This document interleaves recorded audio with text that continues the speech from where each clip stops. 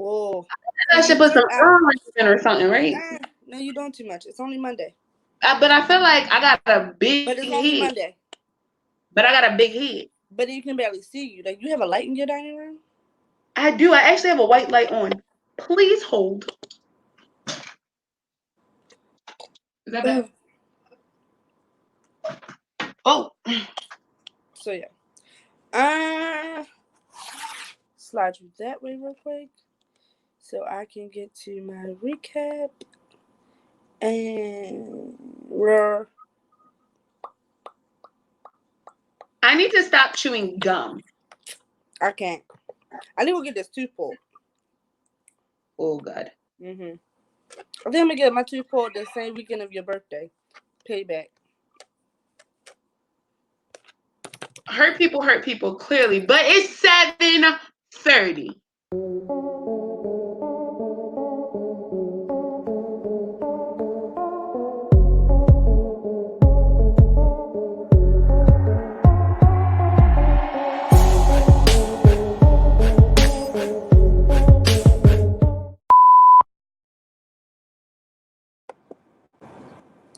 Damn.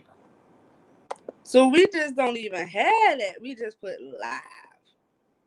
Okay. Hey everyone. It's your girl Kia Ramone.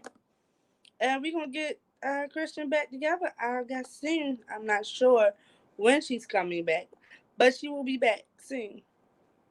How you guys Monday? How's it going? Hey, you back? Are you back? Yo, my computer's running so slow, so weird. I don't know. So, can we just get into that intro real quick? Like that, I was over here jamming. I was over here jamming like that. Right? So you just cut his whole voice out when you just went live, like. Wait, no, I did. What I do? Wait, what? So I'm not sure how our disclosure never came on. Well, it can't come on now because it's not a thing anymore. So we need to make one. What's going on with Mr. Cordell? We don't know. Are you here, sir? He just a babble. I'm still on the road right now, but I'm here. I'm here for what it's worth. Good job. Amazing. Thank you, King. We appreciate you so much. He gets a hand clap. He gets a hand clap. How about an ass clap? Why I gotta be a hand clap? Sir, we're not. It's Monday. Be on your best behavior. Pause. Can we hold up for a minute? This is my best behavior. We haven't heard from you all day. Like, where you been at? You been in the shadows or something? Like, I've been chilling. Oh, God. No. That's it. So this was supposed to be part 2 to When They See Us, but we kind of want to dedicate a whole nother episode to that. Like, parts 1 and 2 were cool. Like, it was a very emotional, very detailed. But 3 can you see him? And 4, he said he's on the road. Oh, I missed it. But 3 and 4 were very, very like deep, very detailed, and I feel like that whole recap. You showing off. So I really felt like it deserves a whole nother episode. But before we go any further, Kiara, what's in your cup today, sis? Okay, so I'm tired, so I got coffee in my cup today. I got iced coffee, okay? It is 7:30. I'm tired, and I'm going to go to sleep after this, okay? Coffee don't keep me up. You're broken. Something's wrong with you. It don't keep me up, okay? It don't. Anything you want to unload this week out of your cup? I need to find my goddamn keys, okay? Okay. And, you know, that's it. I mean, I've been good. I had a great weekend. I didn't really do much, but I had a good weekend. I mean, we had a really good. So, guys, we spent Best Friends Day together. National Best Friends Day was June the 8th. No, but we drank Hennessy. Yeah, we did.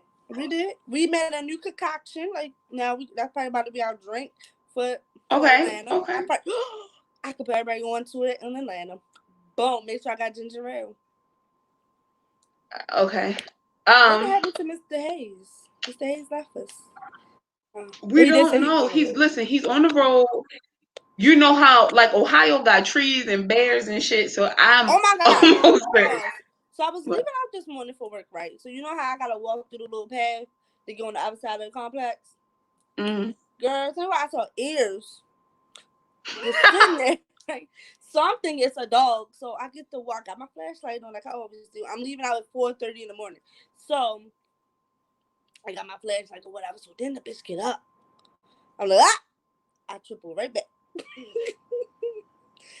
was the motherfucking fox. Oh, listen. I was so scared. I almost pissed myself, and I had already used the bathroom. It was a fox, but it was a baby fox. I don't do fox. I don't know. I don't do nothing. Still, a fox is a goddamn fox. I thought it was a dog. Like I can beat a dog, but a fox, he would have ate my damn umbrella. I told you I was gonna stop eating on the show. What the fuck was that? It was a hiccup and a burp.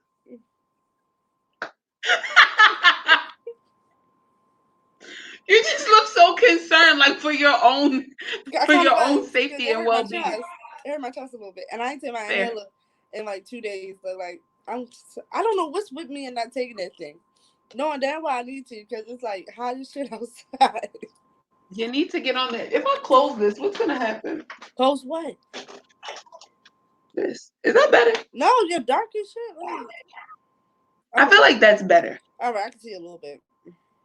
Okay. So you know, on Wednesdays we have some whole other sex shit, right? But we didn't have a segment for for Mondays. So I came up with hold her or him accountable. So when you do that, and this sis, you gotta read the drive. Like, I'm sorry, I be doing 10 other reading things is fundamental. Drive. Like I be in there just fixing shit for you. Anyway, hold her and him.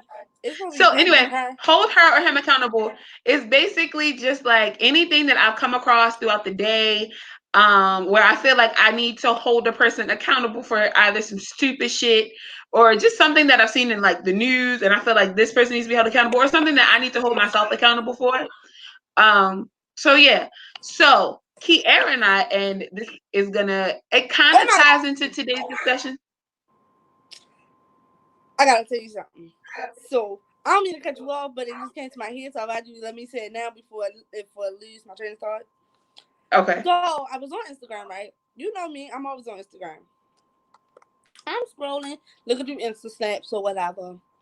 Looking. Boom! Guess who? It's the snap I saw on site. Yes. So it's something about holding somebody accountable with the negative energy and da-da-da. Yo, I got the screenshot in my phone. I'm gonna send it to you later. I was like, bitch, you don't want to be talking about some fucking negative energy. But then I was like, that's not me no more. I'm a changed person. I'm in like this whole new professionalism. I can't drag bitches no more. Boom. Okay. I'm proud of you. I'm so proud of you. I'm not proud of myself. I just need to drag one bitch real quick. No, but holding him accountable. So Saturday, Kiara again was over my house, and we had like a impromptu cookout, and kind of letting you into our life for a second. Kiara is my voice of reason. Like, what? Like, she is when I can't make a decision for myself and like my gut is not necessarily 110% sure, I talk to Kiara about what it is that I'm feeling or I'm experiencing. So basically, I was talking to her about this situation that I'm in, not a situationship, but a situation that I'm in where I have trust issues with like all men. So like anybody romantically involved, anybody who I'm like talking to or whatever the case may be, I got trust issues. So I'm talking to Kiara about this weekend, and I let Kiara read everything. So if you honestly think that it's stand between me and you, unless you have told me, like, listen, nobody else can see this, Kiara is It's a getting it. triangle. It's a triangle at that point. And Right. it's vice So versa. It's vice versa. I tell people all the so time, don't send me no unless pictures. it's like Send it to my best really friend. something that you really don't want anybody else to know, Kiara has seen it. So I let her read the entire text thread. She went through the entire text thread. I kind of wanted her to read the other thread between myself and this other person, but maybe that'll be this weekend. But Yes, basically, we having a sleepover. right. So I am asking that you hold me accountable to take him at his word. And I told you this Saturday. I told you this Saturday. And what did you tell me? You told me You gotta stop before but he go. And that's what I told you. You had to. All right. I hate that. I hate that you like that sometimes because it's like, damn, like she deserves so much more than what she getting, and it's like, damn, my best friend finally got, not a situationship, but a situation that she really liked and he really liked, but they can't seem to get the fuck. Y'all do this and then y'all do like that. You see how that works? Boom. Y'all can't but get I it don't think together. that so Cause this it's is the thing. But you. it's not as serious as you're making it, and that's what drives me nuts. Maybe it is, and you just scared. It's not. Just like you told me, hold me accountable for the dumb shit I did. That's considered some dumb shit. No, this ain't dumb. This ain't dumb, man. This is I think entertainment. maybe the way that I'm acting might be Yeah, considered the dumb. way you're acting is dumb. That is Fair. dumb. No, that's fair. But that's what I'm saying. So I just need you to hold me accountable because I just am overall hesitant. Like I'm hesitant to trust people. That's who I am. Like I'm a very loving person. I'm a very kind person. But she don't trust your ass. I have the utmost trust issues with men romantically. Like a man, now if a man came to me and he wants to talk to me about something or he's confiding in me about something, I have no problem with believing him because I'm just like, listen, you don't know me, so you don't have any reason to lie to me. And this is gonna sound ass fucking backwards, but I will talk to a man and get romantically involved with him, and then anything that he tells me, I think is just like a lie. Or I think that the only reason why he's telling me that is to keep me around. And I think that But I'm gonna end up, it also stems from what you've been through and too. that's what I'm saying. So I honestly think that is something that might be fucking me up, but at the same time inspiring me to do better. So that is my hold him or her accountable this week, and I am the her in that. So I'm asking that we do a mental health check-in next Monday just to see where I am with that and to see how that's going. Just because I think, yeah. Okay. Look at you. So Mr. Hayes is back. I don't know Oh, what he happened. is. He probably is going to be like fading in and out because he's driving. I He in the expect that. woods somewhere. He Hello, King. hiking What's going on? I'm like 10, in the 12 minutes woods. away from the hotel. So it's Okay. gonna get better soon. Christian, this is Okay. how you like you the monkey, like you the top monkey, and you on top of the tree, cause you the king of all that. That's what he at. That's why he got service, cause he the king man. He was in the woods. He had to get there. Y'all retarded. Look, it's the coffee. I told y'all it don't make me sleepy. It don't. So But this hold him her accountable shit. Can I jump in on this? Oh, duh. yes. Ain't you want the show? Okay. So when you say that you're in a situation or whatever, and you kind of let yourself, okay, it seems like Kay thinks that you're what's kind of holding back, and Christian, it kind of seems like you feel like it's the situation itself that kind of is just stagnant. Correct me if I'm wrong, but is that kind of where each one of you are with it? Yeah. No, so it's not that at all. What it is literally that I have trust issues. And when somebody tells me something and I'm like romantically involved with them, like not like a relationship, but when I start talking to a person, my mind and this is the craziest shit ever. My mind goes from being like, he's being honest with me to being like, he's just trying to keep me around. So he's gonna tell me what I want to hear. He's gonna say nice things. Not that I don't necessarily like believe it, but I feel like the reason for that person or for anybody to be that like honest or like talking to me at that point, I just feel like it's just to keep me around. And I So Okay, I'm totally trying to but work agree. if you on trusting but people. if you can identify that that's an issue, then what? Like, okay, what? So you identify, which is the first step. I want to, before I get into what I'm saying, I want to congratulate you and say that that's great that you actually recognize that that's what you do. So what steps are you taking to stop that from affecting your situation? So I was talking to Kiara on Saturday. I'm gonna go back to counseling because I feel like I can talk to Kiara all day long, but she knows me. So her opinion sometimes can be like biased. Um, but if That's I'm some talking to BS. like when I'm talking to like my counselor, she's a very unbiased individual and she allows me to kind of like nitpick at the little things with me so that I mean her and I are kind of like having a conversation, but a lot of the time it's just me rambling on and I kind of come to these epiphanies on my own. And the other thing is just to like so I read the four agreements almost every day and there's a chapter in the book that says don't make assumptions.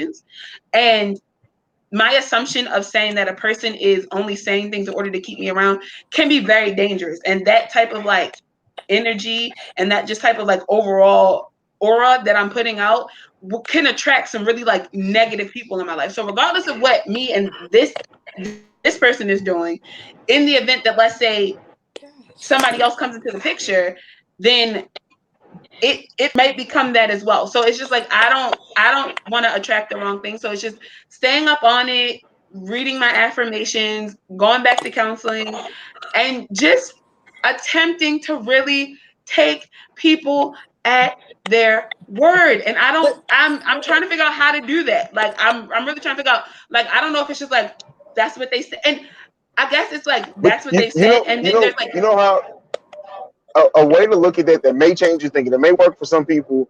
It may not work for you. I'm not a counselor, so I can't say. But when you realize that to let it go and just trust people at the word is not for them, it's for your own mental sanity, it may be easier for you to do. Like, because some people will look at it like, oh, well, what has that person done to earn me trusting what they say? And I get that to a certain extent, but you're really doing it for you and your own peace of mind more than anything else. true. Does that make sense? yeah. No, it definitely makes sense. It's something that I've dealt with for a very long time, and I guess But it's you like PTSD also from a previous relationship where I feel like it's that like I am cool in every other category of my life, but that one, and like you a dope ass kid. Like I like you. I try to be. Thank you, Queen. I You try to know, be. you know how to bring that in It's there that though. sometimes. It's that. I think that I just need to I have a huge guard up because I'm really afraid of getting hurt again. Not saying that I don't expect there's not an expectation to get hurt. Like the expectation is not to be like this person is initially out to hurt me. It's just that Right. yeah, like I don't I'm very emotional, so I don't like getting my feelings hurt. Who does? But like I really don't. So I guess it's just that. And it's also dating is new for me. So this is not necessarily dating. This is more like a talking to people is new for me. Like here I'll tell you, I don't She don't even like people. um Granted, I but don't like people. talking to people is new for me as well. So I can talk to people all day long about what they have going on. I can love on people all day long and be that person. But when it comes to myself, it's just like, what do you want? Why are you here? What do you want with me? But what's It's crazy like to about it pursue is, something with you. It's like stop fucking lying. Don't no, you don't want to pursue shit. Stay over there. but you know what's crazy though, and I'm gonna say it like this. So you know I don't like people at all. Like I can't stand people to save my life. Like if they told me, "Kev, you gotta like this person, you gotta talk to this person, or you gonna die," I'm just gonna fucking die. I don't like people touching me. I don't like none of that stuff.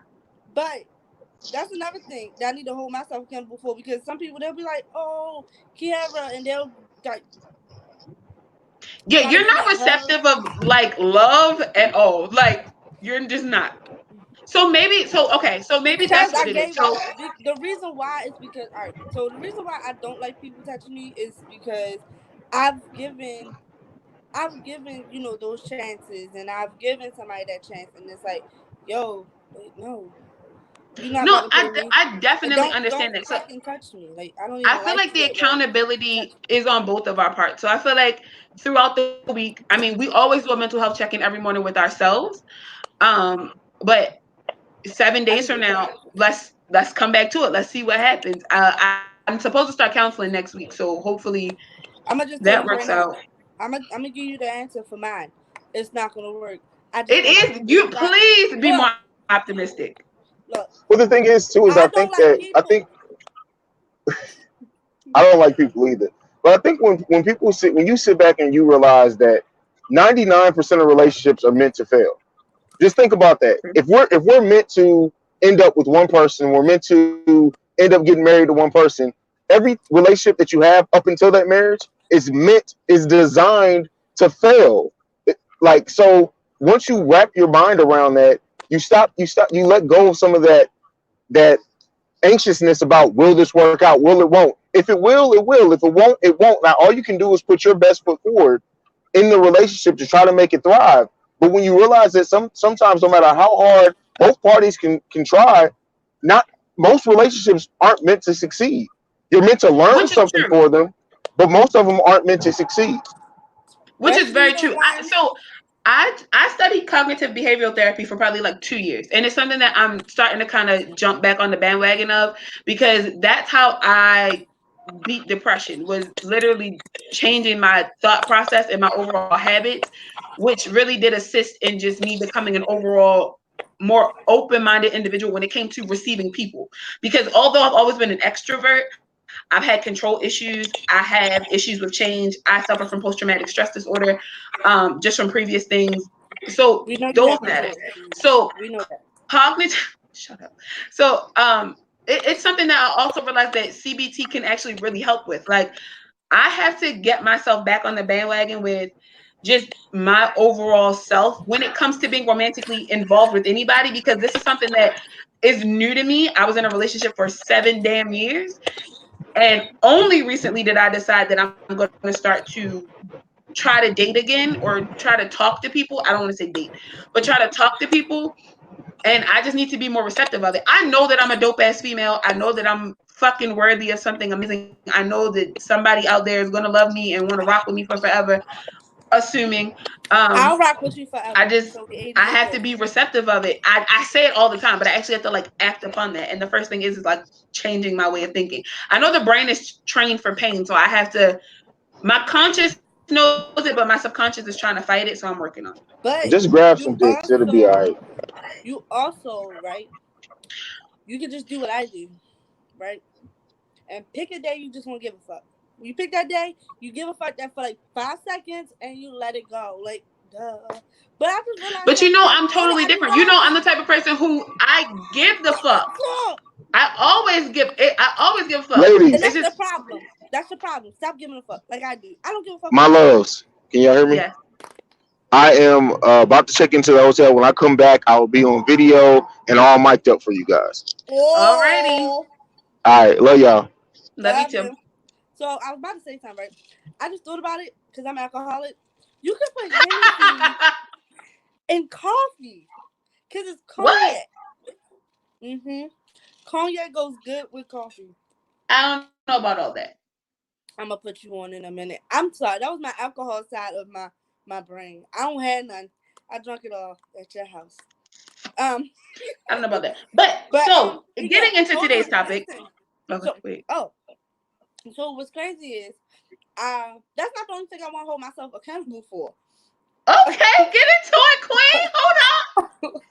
I really need to hold myself accountable for backtracking some because when I feel like I'm alone, or I feel like I need to talk to somebody, I kind of just, You said what? You said you had a revelation? You said the epiphany came? What? What? so What? yeah. Sorry. But I'm I'm a done. I'm done backtracking. I'm done doing all that. I'm Are good you where I'm sure? at right now. I'm perfectly fine where I'm at. I I do more for myself now than I've ever done. So by me, if I ever feel like I'm alone, I have my best friends. I have you guys, so that's why I text y'all. But Yeah, and can I just say, shout out to the group chat. And I know that we probably talk about them like every episode, especially on Wednesdays, because Hump Day be litty in the group chat. Like Rome be starting off early in the morning, and if it's not Rome, it's Kay. Nikki been on it. Like, listen. But just the overall love that's been in that group, especially like Caden making the message that he did, and then just how supportive everybody was of that. When Nikki had her whole situation, how supportive we were of that.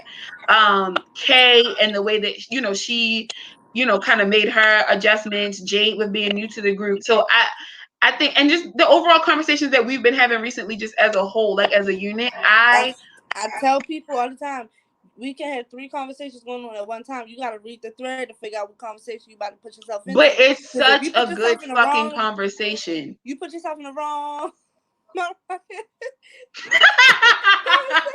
you get caught up, It's like, mind your motherfucking business. There you go. You better pick and choose which conversation. If I start a conversation, 9 times out of 10, it ain't going to enter about 8 o'clock. Okay. Lord. But I wanted to kind of, I guess, jump into the conversation, and then when Hayes comes back, we can kind of get into it. But just kind of starting off light. So basically, we were in the group chat, and we were just kind of talking about the Breaks Media. So if you guys don't know what the Breaks Media is, Hayes has a media network where it is a platform for Black creatives to be Black creatives. Amazing. It is amazing. So I'll actually, because I have it up on my phone, I know majority of them off the top of my head. What'd you say? I have an episode. It came up. I have 2 episodes today that I need to listen to. I need to listen to Sex with Strangers, and I think the Strangers.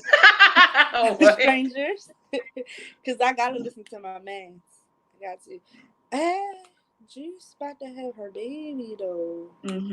Cam's coming. Killer Cam. Killer Cam is coming. Sure, she gonna come out there fighting. She gonna fight. She gonna fight.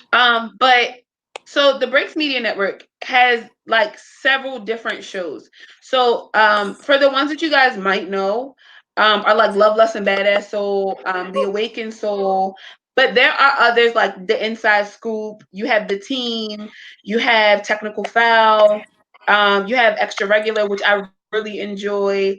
Let me see. You have the Breaks Radio, which is its own show, which is more so dedicated to like music. I've really been enjoying The Team lately. Wait a minute. Do he do that one? Because he be all right. So I ain't gonna stand watching his episodes. He be making me go on Apple and be going download these songs again. Because I'm like, dang, I forgot all about that song. Let me put that in my playlist. Exactly. Right. So those are just a couple. You can't talk about your playlist. Your playlist sucks. I try to get some. First of all, sis, we have 2 different types of taste in music. You listen to music like you sell drugs on the corner. I listen to music for the soul. Because I do. When you ever sold a drug? What was the drug you sold? What was you selling? Ibuprofen? Duh. I'm sick of you. But no. Basically, what it is the Breaks Media Network is literally not just a podcast channel. So there's definitely, space for podcasts. They also have a YouTube channel. They also have a blog. Like there's a website. AJ, your girl AJ, Queen, she got one of the nastiest fucking blogs ever. But it's not nasty like a uncomfortable nasty. It's so adult and so just like real and raw. I really thoroughly enjoyed it. Next month, like I enjoyed. Okay, you guys. So let me just backtrack real quick. So when did we go? Was it April? March the 7th. March. I'm sorry, May the 7th. What? We went May. I mean, May 4th. May the 4th be with you. May 4th. Okay. So we went to their first live show. When I tell you guys, I enjoyed myself. Now, I didn't think I was about to be the fly on the wall because I had just started listening to the podcast. And I'm like, oh, shoot. Okay, so wait, before I cut you off, do you want to just give a quick review of the live show? Because they do have a live show coming up in Atlanta. So if anybody's interested, we have been to the first live show. We can kind of give an idea. Right. So you want to go that route? And that way that gives Hayes time to chime in?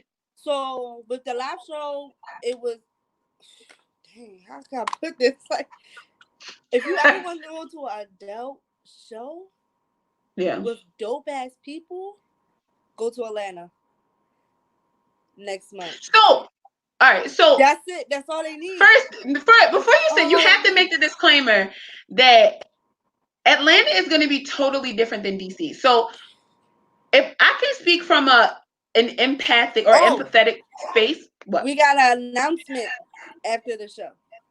Right. So, Jesus. So coming from a more empathetic space, the show in itself was amazing. It was very grown. Like it wasn't the show in itself is a very grown show. Like it's not immature at all. If you're gonna have a conversation about sex, then to me, that's how you have a conversation about sex. It's very fun, it's very informative, it's educational, but at the same time, it's funny, like it's entertaining. So there are, jokes cracked and things of that.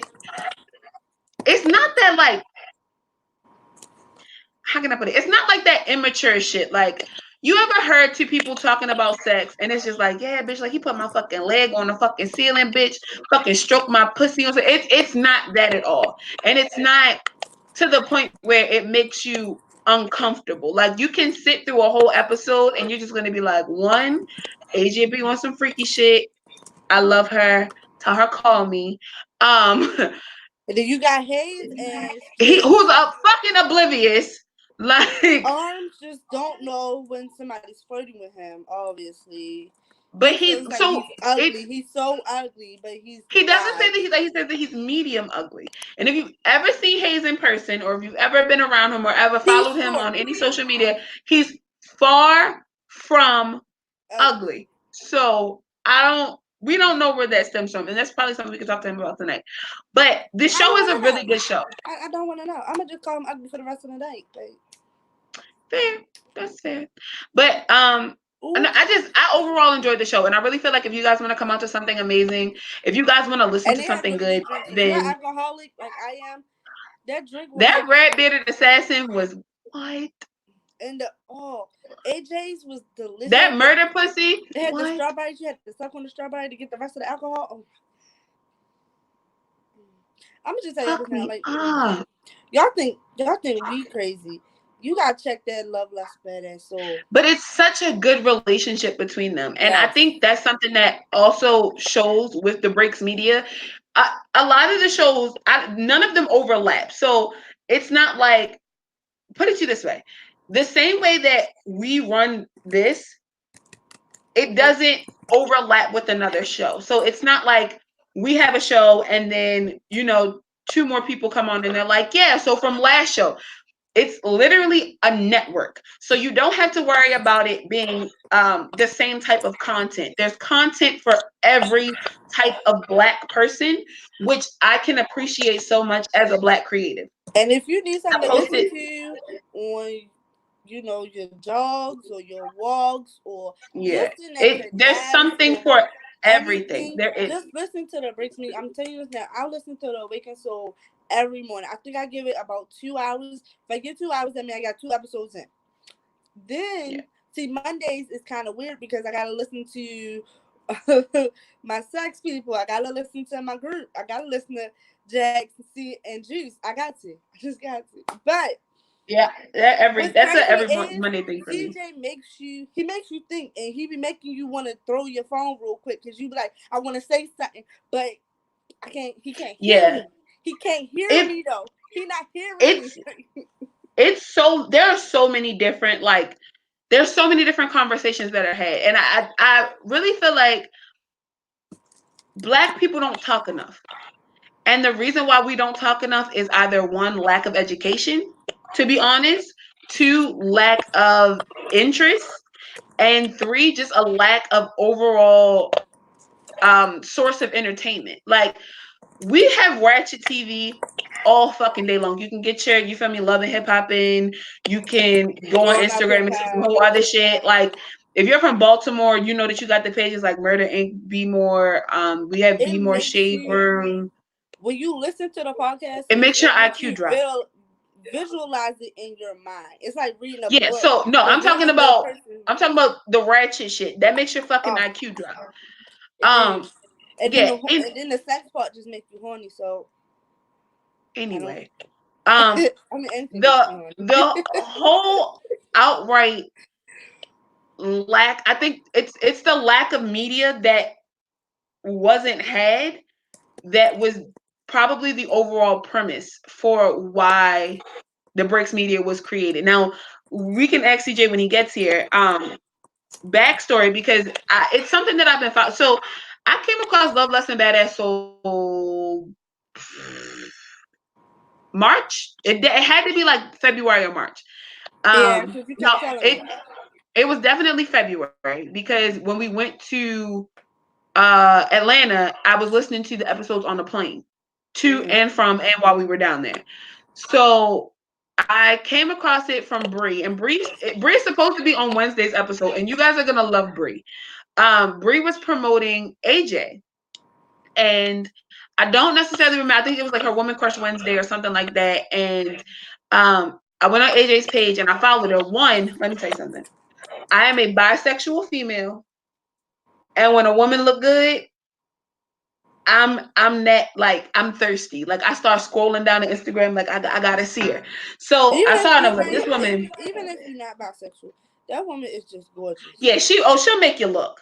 So I'm scrolling through her feed and I see that she has a podcast, and I'm like, I've been trying to get in a podcast recently. I had already been listening to Sex with Strangers, and I had been listening to a couple podcasts that were like, one was called Dr. Death. I'm built really into like crime shows as well. So I was listening to that, and then Love Less Than Badass Soul came up, and I was like, okay, I'm gonna follow it. I listened to 2 episodes and I was hooked.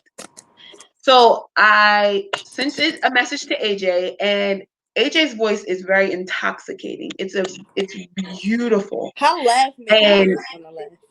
It's such it's so giggly and like bubbly, and the overall just like relationship between her and Hayes was amazing to hear.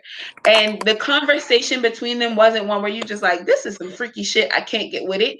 You can chime in because you feel like you have a place in the conversation, whether it be because you just don't know anything or whether it be because you know everything about sex, or relationships or whatever the case may be. There's always content to listen to. There was actually a question about child support at one point, and I sent in an email because I was able to kind of chime in on the matter. So it's those things. It's very inclusive, and I appreciate that. But with that came the spinoff to me finding out about the Breaks Media as a whole. So I sent a message to Hayes one day about just like overall just really appreciating the show. And he's like, well, have you ever listened to The Awakened Soul? And I'm like, I'm going to go look at that now. I don't remember what episode I was listening to, the first episode, but I was telling him that the episode just overall was so interesting. It was such a great conversation, and I know it was a conversation between him and Bello, I believe that's his name, and they were just having an overall conversation, which was amazing. So then we get into these Unruly Creative episodes, which took me over the top. And I told Kiara about it. Kiara, you listened to what, the first one? Yes. Okay, so she listened to the first one, and then it took off from there.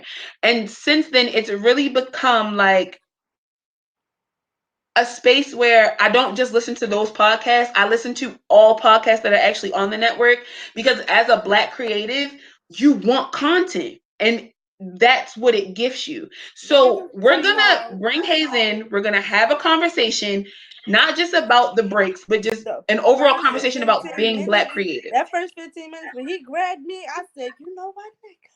You know what? I'm gonna have to go to this show so I can see who I'm looking at. Oh, what in the hell are y'all talking about? Jesus! First of all, can we just say how I appreciate the fact as though you bought your mic with you? Is it cold? What? Is it hot here? Well, it's been rainy here, so it's been an overcast. Too, and it's still hot. No, yeah, it's hot as hell outside. This is thin though. This is linen, so it breathes.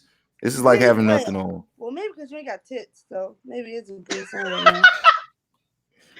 But no, we were talking about just kind of like the overall vibe of the Breaks Media. You've had the Breaks Media for what, 6 months? 6 months. Yeah, we started in January. Officially started launched in January. Oh, yeah. So we basically what we were discussing is the fact that it's not just your shows. You created a space for Black creatives to do just that, is to be creative. And it gives content. I was saying, like, Black people, we got ratchet TV all day long. Like, we are personified in these stigmas of wretched ass people. Like, don't get me wrong, we're definitely like political figures, athletes, but the thing that gets the most focus is like ratchet TV, ratchet radio, whatever the case, especially here in Baltimore. What? That's all day long. So as somebody who listens to podcasts, I listen to podcasts more than I listen to the radio a lot of the time. I listen to music. Coming across a network that had so much content behind it and knowing that 99, if not 100% of these people are Black, that was amazing. And to know that it's not just the podcast, it's YouTube, it's the website, it's a blog, it's all that it's content. It's something for Black people to listen to. And I don't feel like there's a lot of that. Can I say So it's something like, real quick? yes. Can I say something? Your choice of music, my man, I salute you. Okay. Listen. I'll be at my desk like, and they be like, what are you doing? Mind your business. Or to be like some real deep shit, and then like the music that fades out, and you be like, I'm not crying. Mm-hmm. I'm like, oh, he trying to put me in my feelings. Like, I don't even cry. I'm a real woman. Like, I don't cry. What made you start the Bricks Media? Ooh, so over the course of doing my own podcast, I of course linked up with a lot of amazing creators, and so in doing that, and in like people respecting my creative flow and asking me like for pointers or whatever, I wanted to have a net group of people where I work with hand in hand that I already enjoy what they're creating, but we can make it bigger. And so there's a lot of different places where the podcasts on the books are. There are some that have been doing this for years, some that have been doing it less than a year, and over the course of that, we have different levels of course, integration when they need me on that process or don't need me. But overall, I just wanted it to be a safe place for creatives to do their shit. Kind of what you guys said. That's exactly what I wanted it to be. We don't have a media company that's multifaceted, that's completely and 100% unadulterated Black. And that's not to say that if a dope ass white podcaster came on, creative or blog writer that wanted to come on, I'll absolutely welcome it. But the Breaks Media is definitely representative of our culture, and I want to always maintain that. Yeah, and I think that's important. Well said. Right. We appreciate it. That's why you're my best friend, because you're smart. That's why. I need smart best friends. What is, and this is for everybody. What inspires you, like as a Black creative? Like what helps you pump out content? Oh, that's for both. Honestly, it's my search for knowledge. Like the whole reason I got into podcasting is because I watch, I read everything. Like I try to take in as much content as humanly possible, and so in that, it's always a journey of knowledge for me. But look at like the Awaken Soul specifically, and welcoming people into my journey for knowledge, and it's a living conversation. So that's what started me on it, is wanting to have those conversations publicly with other people so that we can learn from it together. And at the time, I don't feel like there are a lot of people who kind of did it the way that I wanted to do it. So that drives. That's why I say I never get bored with the Awaken Soul. I never get bored because life is content, and the Awaken Soul can be one. We can be breaking down like when they see us. The next we could be breaking down music. Next week we can be talking about mental health. So as long as I'm alive, there's going to be content for the Awaken Soul, and I've never struggled for content, not a single week.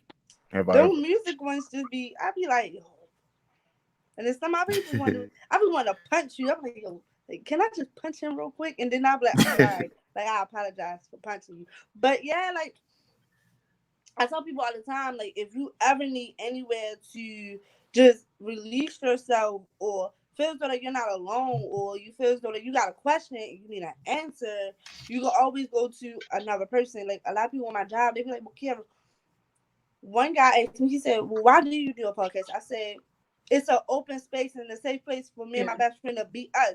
The reason why we started is so people can see how we really act.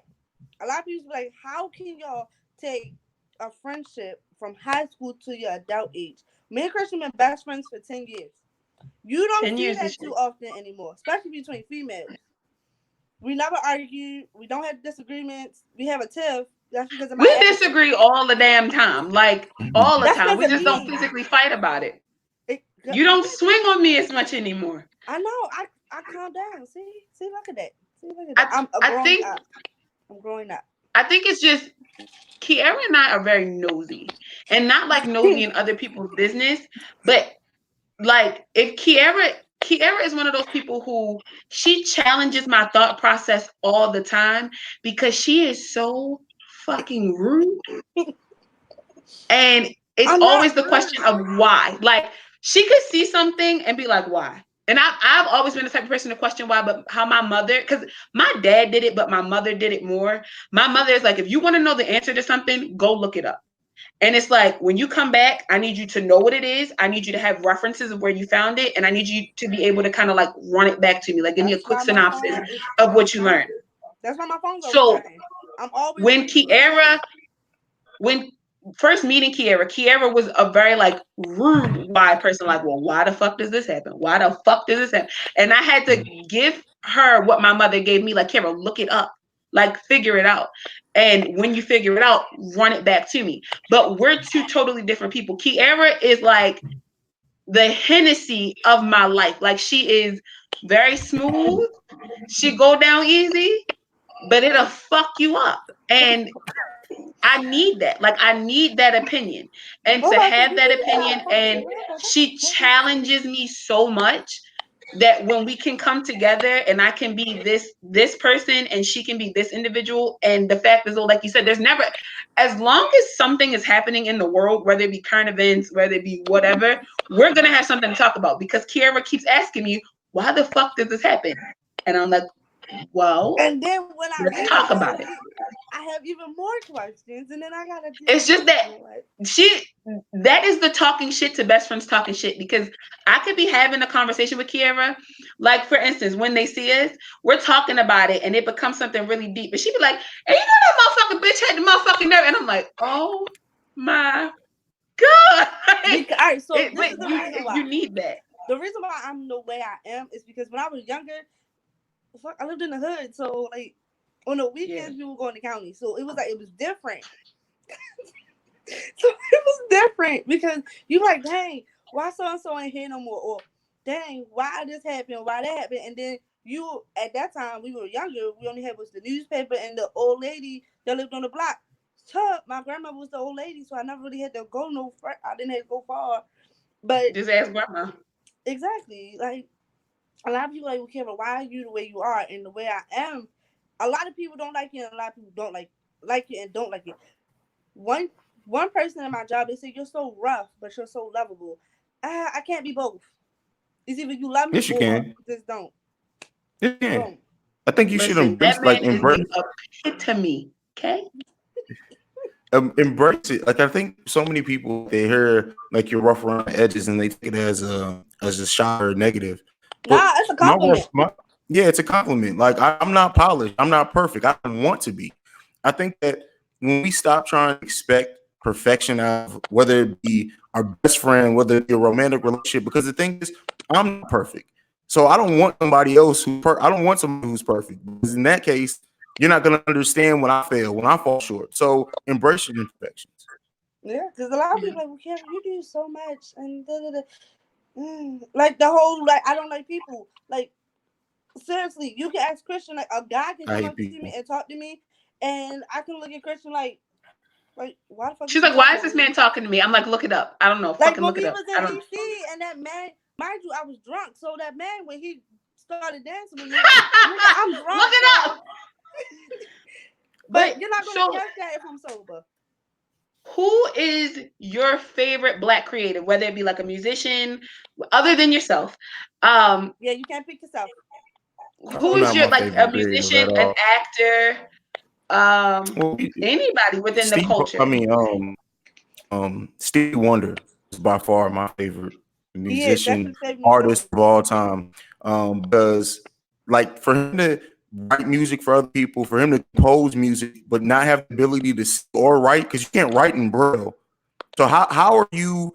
I can understand how you can create music for yourself, but how are you creating and explaining to other people how to create what's in your mind, and you don't have the ability to Brilliant. write it down for them? Exactly. Yeah. So That's that how his mind works musically, I would really just want to sit down and have a conversation, because that I honestly think Stevie Wonder is the creative person in history when you think about just what he's had to go through to create something so beautiful. His music is beautiful. He's written music for everyone. So yeah, definitely Stevie Wonder. Do you have a favorite Oh. Black creative, Kara? Do I have a favorite? I don't know. I don't think I. No, I did. No, I don't. I don't. I really don't, because I can't pick through a favorite. Like when it comes to like music and stuff like that, I listen to all '90s.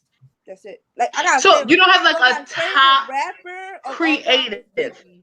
So like to So he me, would be a creative. He's he definitely is a what creative. Biggie. He's definitely He a is a creative. Now creative his catalog because is this big because he didn't really get to have a he didn't a, go to high a school. He career. kept leaving high school. Okay, he's a really good when it comes to music. He's talented. And another person is Kanye West. Kanye West is shit that's crazy. But when he gets Yeah, in that element in that that space, he's very creative. I love the way he produces. I love the way he writes. I love how he composes everything. I envy him sometimes. And I'm like, dang, yo, like, let me get crazy and then be like this. Boom. Let me get with a Kardashian. They can pay me the rest of the way. I ain't got time for that. Uh, my favorite Black creative is actually a poet. She's actually a spoken word performer, and also an author by the name of Kai Davis, and she's just I heard of her. overall dope. Yeah, she's a lesbian, so she's a part of the LGBTQ community, and she's just dope. She has so many different poems. Ain't I a Woman is probably one of my favorite. It's just an overall like testament to feminism, but as a Black feminist, like I'm It Black, like feel like I'm the it's a shit. Like I mosquito don't in here. it's like fuck being an equal. I'm cool with that. Like I'm cool with the equality that you want to gift me. But at the same token, fuck all that equality shit because I'm a Black woman and I'm the shit. I And told it somebody I was American. the But poem yeah, in boom, itself that is makes just sense. it's such a beautiful piece. Like it's something that I could listen to daily and listen to multiple times in a day and be perfectly fine with it. Like really probably one of the dopest creatives that I've actually been able to come across. And then my mother, of course, like Jill Scott, what? I was That about to say, woman, Siobhan, she's very creative. She made you, no, so. she is. But no, Jill Scott is probably one of my all-time favorite Black creatives in reference to I had a project in college where I got to pick apart some of her just kind of overall like her music catalog and a different like lyrics and trying to find the metaphor and simile in them. I was taking a sexual behavior class and she's one of those people who makes sex sound like art. Like it is some artistic Because shit. It's sex not, is art but in she doesn't essence. make it sound like like it is. Like it's poetic. And I was able to pull apart that. And when I got into like her overall like lifestyle and who she is and some of her music, and you can actually hear her turning pages in some of her songs, it was just dope as fuck. So she's definitely like Christian, one of my favorite I Black think it's a creators. mosquito in my house. Because I got 3 mosquito bites in different areas on my thighs. Like, I really think it's a mosquito in my house. I gotta find this I'm motherfucker. concerned for your mental well-being, like at this point. I'm concerned for my thighs. Okay. What's the last thing that like truly made you okay, so outside of when they see us, because that sparked the conversation in all of our households. Um, Mhm. the last thing that sparked the conversation between you and like a bunch of other Black people. I'm the conversation starter, so that's a daily He don't occurrence for even me. talk. Really, yeah, you guys know I'm quiet, but I mean, I think the abortion law, of course, sparked several conversations. music is always a topic of discussion. I think the most poignant conversation I had recently was with my children. With me and all my children, we were leaving Target, and so someone stopped my son who's 13 and asked him, "What are you mixed with?" And he just looked at him and just kept walking. And when we were walking out there, him and his sisters asked me like, "Why do people give a fuck what you're mixed with?" Like, and so we had that conversation of like colorism and how like people judge by shades of your skin, and they judge you by what race they think you are. So that was a great conversation to have amongst my children. And they're all now almost in double digits, at least the older three. We're having a lot of philosophical conversations. Oh, I can't wait till my kids I get think teenagers. that is so interesting. I remember getting to that age. Like, there's an 8-year difference between my brother and I. So I think the first real conversation that me and my parents, like, we all had was when 9/11 happened. I was punished. Because my grandfather worked so close to the Pentagon. And we couldn't get in touch with him. So when my dad came and picked us up from school and we were in the house, the conversation as the television was on wasn't just like, listen, this is terrorism, like this is what terrorism is, but it's also like, we can't get in touch with your grandfather. I'm preparing you for the worst. Like it was just such a open and honest conversation. My dad fully expressed to us how afraid he was. And my mom worked in Annapolis at the time, so it was a lot. And we were just able to see, like, I was able to just see my parents in such a vulnerable state, and just to overall watch that, but to be able to have the conversation and understand it. And just to watch my brother and we talk all the time. Like, I love my brother to death, Oh, but that's with so an 8-year nice. difference, we don't have shit in common. So at that point, then when I didn't understand something, my brother was able to kind of break it down to me in a more like kid-like stance. So when my dad is talking about terrorism, it's not just like, well, these people are from over here and they don't, like they kind of got beef with America, so they went this route. My brother kind of broke it down to me like in a bullying standpoint. It was a really dope conversation to have. So I really enjoy when families are able to kind of get together and have that. The last conversation I had with Black people, to be honest, was at work today about child support. Like, my job is hard. It's hard. And there was just a lot of opinions today. We had a case where, without sharing too much, dad wants his kids, and mom is basically holding the kids hostage. Like, he wants to come get the kids, she won't open the door. He tries to subpoena her for court. There's always something going on, regarding a custody battle. She's always sick or she's always in the hospital, or whatever the case may be. And there's just so many opinions on my job. Like, some people take the job really serious, like almost like it's their fucking cases. And then you have people like myself and one of the other girls on my job who we try to look at it from both standpoints. And a lot of the time in these situations, dad isn't wrong. So kind of playing devil's advocate, it sparked almost a fucking riot, but it was a really good conversation to have. And it was peaceful. Like, after everything was said and done, it was just kind of like, okay, well, we're just going to agree to disagree type situation. So I'm glad you had yeah. those kind of conversations at work, because I don't. We fuss over everything: music, shoes, sports. I be in there because I know about all three of them. So yeah. Well, you have a very complex, like, not complex, but you have a very there's a plethora of type of people that you work with. Like, I work with 90%. I work with 100% Black people. I don't think white people work No, with no, much no, of. no. I See, don't. this is I don't think I've what ever I'm seen a white guessing. person. So it's only 2 white people on the side that I'm on. Okay, so 2 Oh, white people on that side. All the other white people, they're at the front. They're at the front. See, at my side, I got the black side. That's the white side. That's how my store go. But yeah, today, what did we argue about? I think I was arguing with one boy. Oh, not necessarily argue, but like, what did you guys talk about?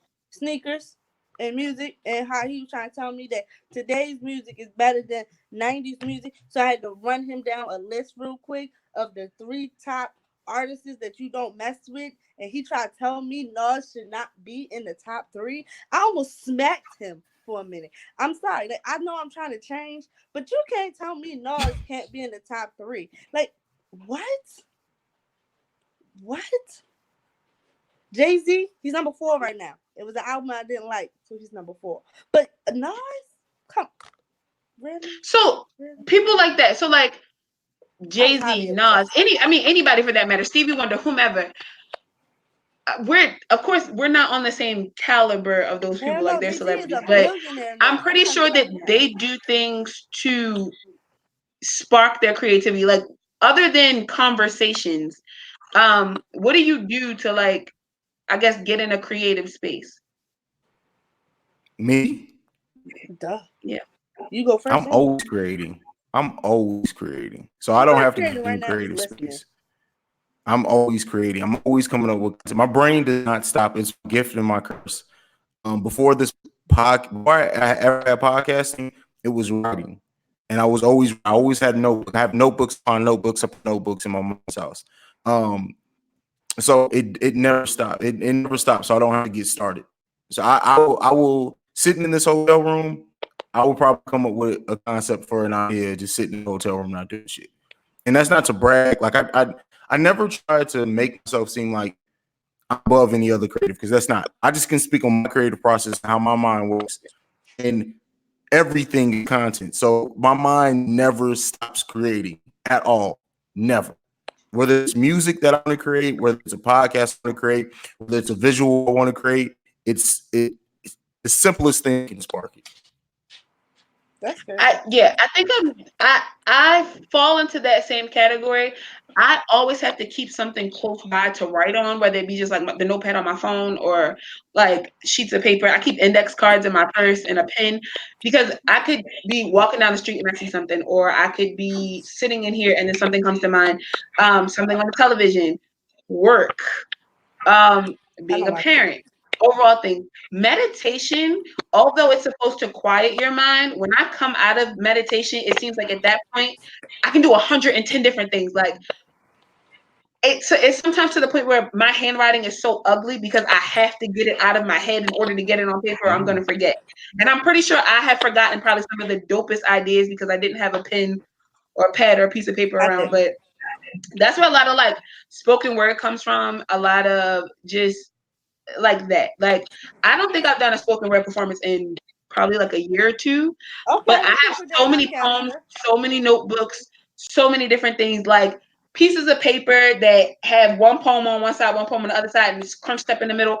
All that, like anything can inspire me, whether it be like a word that I said, whether it be something that I did, whether it be watching somebody else's creative process. A lot of the time I'll listen to a podcast and that'll spark an idea of mine, and then I'll run from that. And it's not even necessarily their topic. It's just something that they might have said within that then makes me run to something else. So it comes from everywhere. What about you, sis? Well, you already know my mind always gone. I'm always on the go. Like I don't know what it is.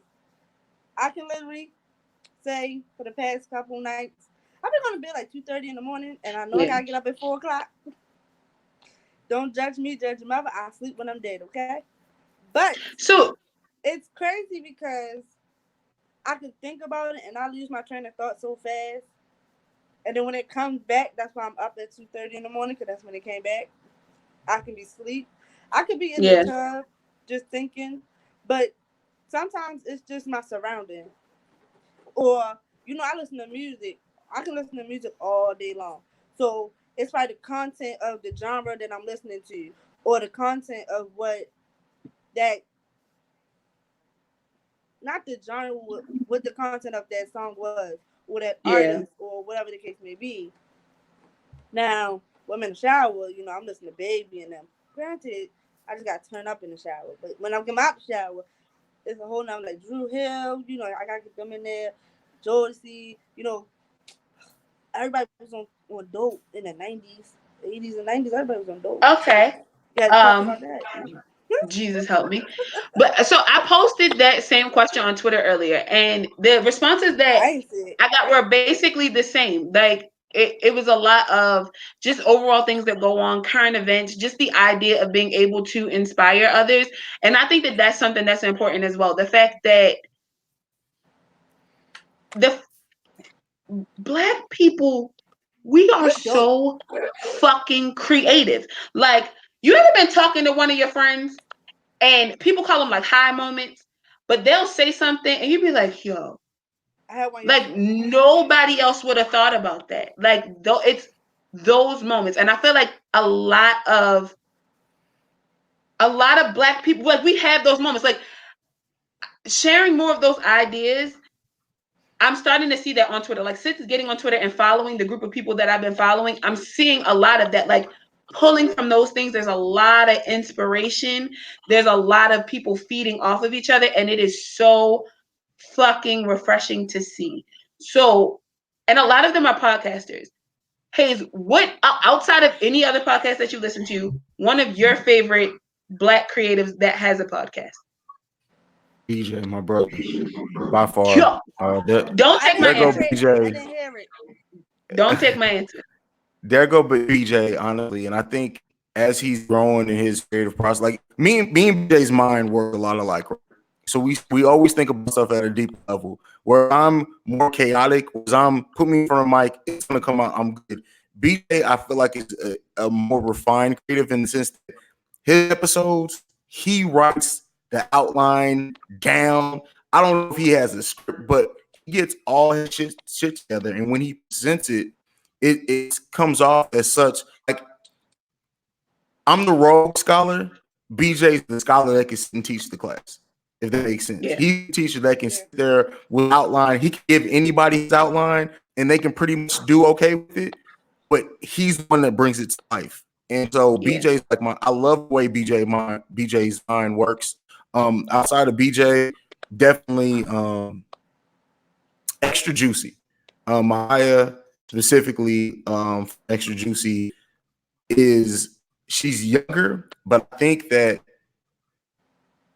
I see that creativity bubbling behind her ears, whatever you want to call it. And once it comes out, it's going to start overflowing. And so she's definitely one as well. Let's see. Who do I have? Other than the other two that I listen to, I want to say Sex with Strangers. You already know why. But I love it. Like, I love the way they all can just laugh at something. Their chemistry is awesome. Like, you can tell they're all friends, and there's nothing they hold, nothing they can say, do. Anybody can say or do anything. I love them. Like, I can listen to them all day. Texas Strangers is a good one. Jackson's a fucking fool. That's my dude. I know. I mean, there are so many like Is that. he coming to Atlanta? I don't know for sure. I don't know. I honestly don't know. I don't know. But and I think what something that we don't talk about is, and you have to be careful as being a creator, is there's some people in the creative space who can only really find themselves when they're opposed. So they will purposely misalign themselves with something like in opposition just so that, because that's how they can speak. And so watch out. You have to learn to navigate. You have to learn to read people, and that's like the book that I'm reading now says that like there's a face that everyone shows publicly, the mask that they kind of put on, but you can notice the cracks in everybody's mask if you pay close enough attention. And you have to do that in the creative space, and that's something that I've learned. If you look closely, there are certain creatives that I fuck with, but I don't really fuck with because I know what you're doing. So because it's like there's a lot of the time it's cool to debate. I think that is really dope to have the opposing opinion. It's just the way that some people go about it. Like I feel like there's a unity within the Black creative space based on the culture, but there are people who are a part of this culture solely for the notoriety of being a Black creative, if that makes sense. And there's certain people too that you have to realize, and it's just this life, period, that there are certain people who are meant to be great. There are certain people who are meant to attach themselves to greatness, and then there are people that don't really fit anywhere in between that, and their purpose is to cause chaos between the greatness and the people who are attached to greatness. Didn't we just have this conversation? So We did. We just had this once you conversation Saturday. once you start realizing that and you start seeing that in people, it makes it easier to navigate because you can notice the person who really is jealous of your greatness or they're threatened by it. So people try to cause chaos. You see it. Like if you post something, same person that automatically comment back something in opposition every time, no matter how you can have a great point, but they're because that's how they get their attention by being the person. This is great creative. I'm the person who I'm opposed to that great creative. So look at me, I'm just as great. No, you're not. You're a leech. That's what you are. So you Exactly. gotta So recognize that. I find it so, like, I get it. How people will use current events in order to stay um current, really. Some How people, people will some take people, things, all they have is what's on the timeline. Like you have, and like that if your is podcast is what it's just a bothers me. representation of what's popping on the Twitter timeline, bro. You're not a creative. You're a commentator. You're Hold not a on, creative. can I woosah for a minute? Yeah. Because Because I think so that this is my thing. I I got two people try on my to hit list. be I try to be as open as possible to the You can idea try. of listening to anybody. But I can tell from like one episode if I'll be able to listen to this again. And it's certain shit that I just can't subscribe to. Like I can't get with it. Like, for instance, this is Pride Month. I've come across certain podcasts that are like, that gay shit. I can't subscribe to that gay shit. But it just so happens that because it's Pride Month, you're talking about not subscribing to that gay shit. Or You that want to the try whole this when they again? see us thing, I'm not really, like emotionally prepared for that. But just because, like, I know opposition as a black, do you really? Or is this just a conversation piece? Because before this, you didn't have shit to talk about. And I You see was on people a who, snooze fest. or people who will do things. And for instance, I came across, and this is actually bringing this up for the first time. I sent you an email a while back about an Unruly Creatives episode. I got notification from somebody who was just like, nobody cares this much about a podcast. And I'm like, Somebody sent it to you. yeah, like I got a message, I got a DM from, and I didn't even like, so you know how like messages will come through your DM and you can either choose to like allow it or decline it. Mm-hmm. The I message decline comes all through and that. it's like it's some I'm assuming it had to be some type of like troll because it was like a white guy, or it might have been a white guy. There's like a white guy in the circle, and it's just like, hey, saw your message. Nobody cares about a podcast that much. And I'm just like, You mad? I couldn't even respond because at that point I'm Well, just like, it's certain people who will again they get jealous because the podcast can't move people that way. You right. feel me? And I thought we were so all not power. everyone has the ability to move to truly move people. And BJ is one of those people. I guess like I'm not cocky enough to say that I have the ability to move people. I think my But conscience you moves do. people. I won't say it No. is what it Okay, is. so I'm cutting you off just for a second. I'm cutting you off because this is a conversation that you and I have had previously. You downplay yourself a lot. And it's not to say that you don't know your greatness.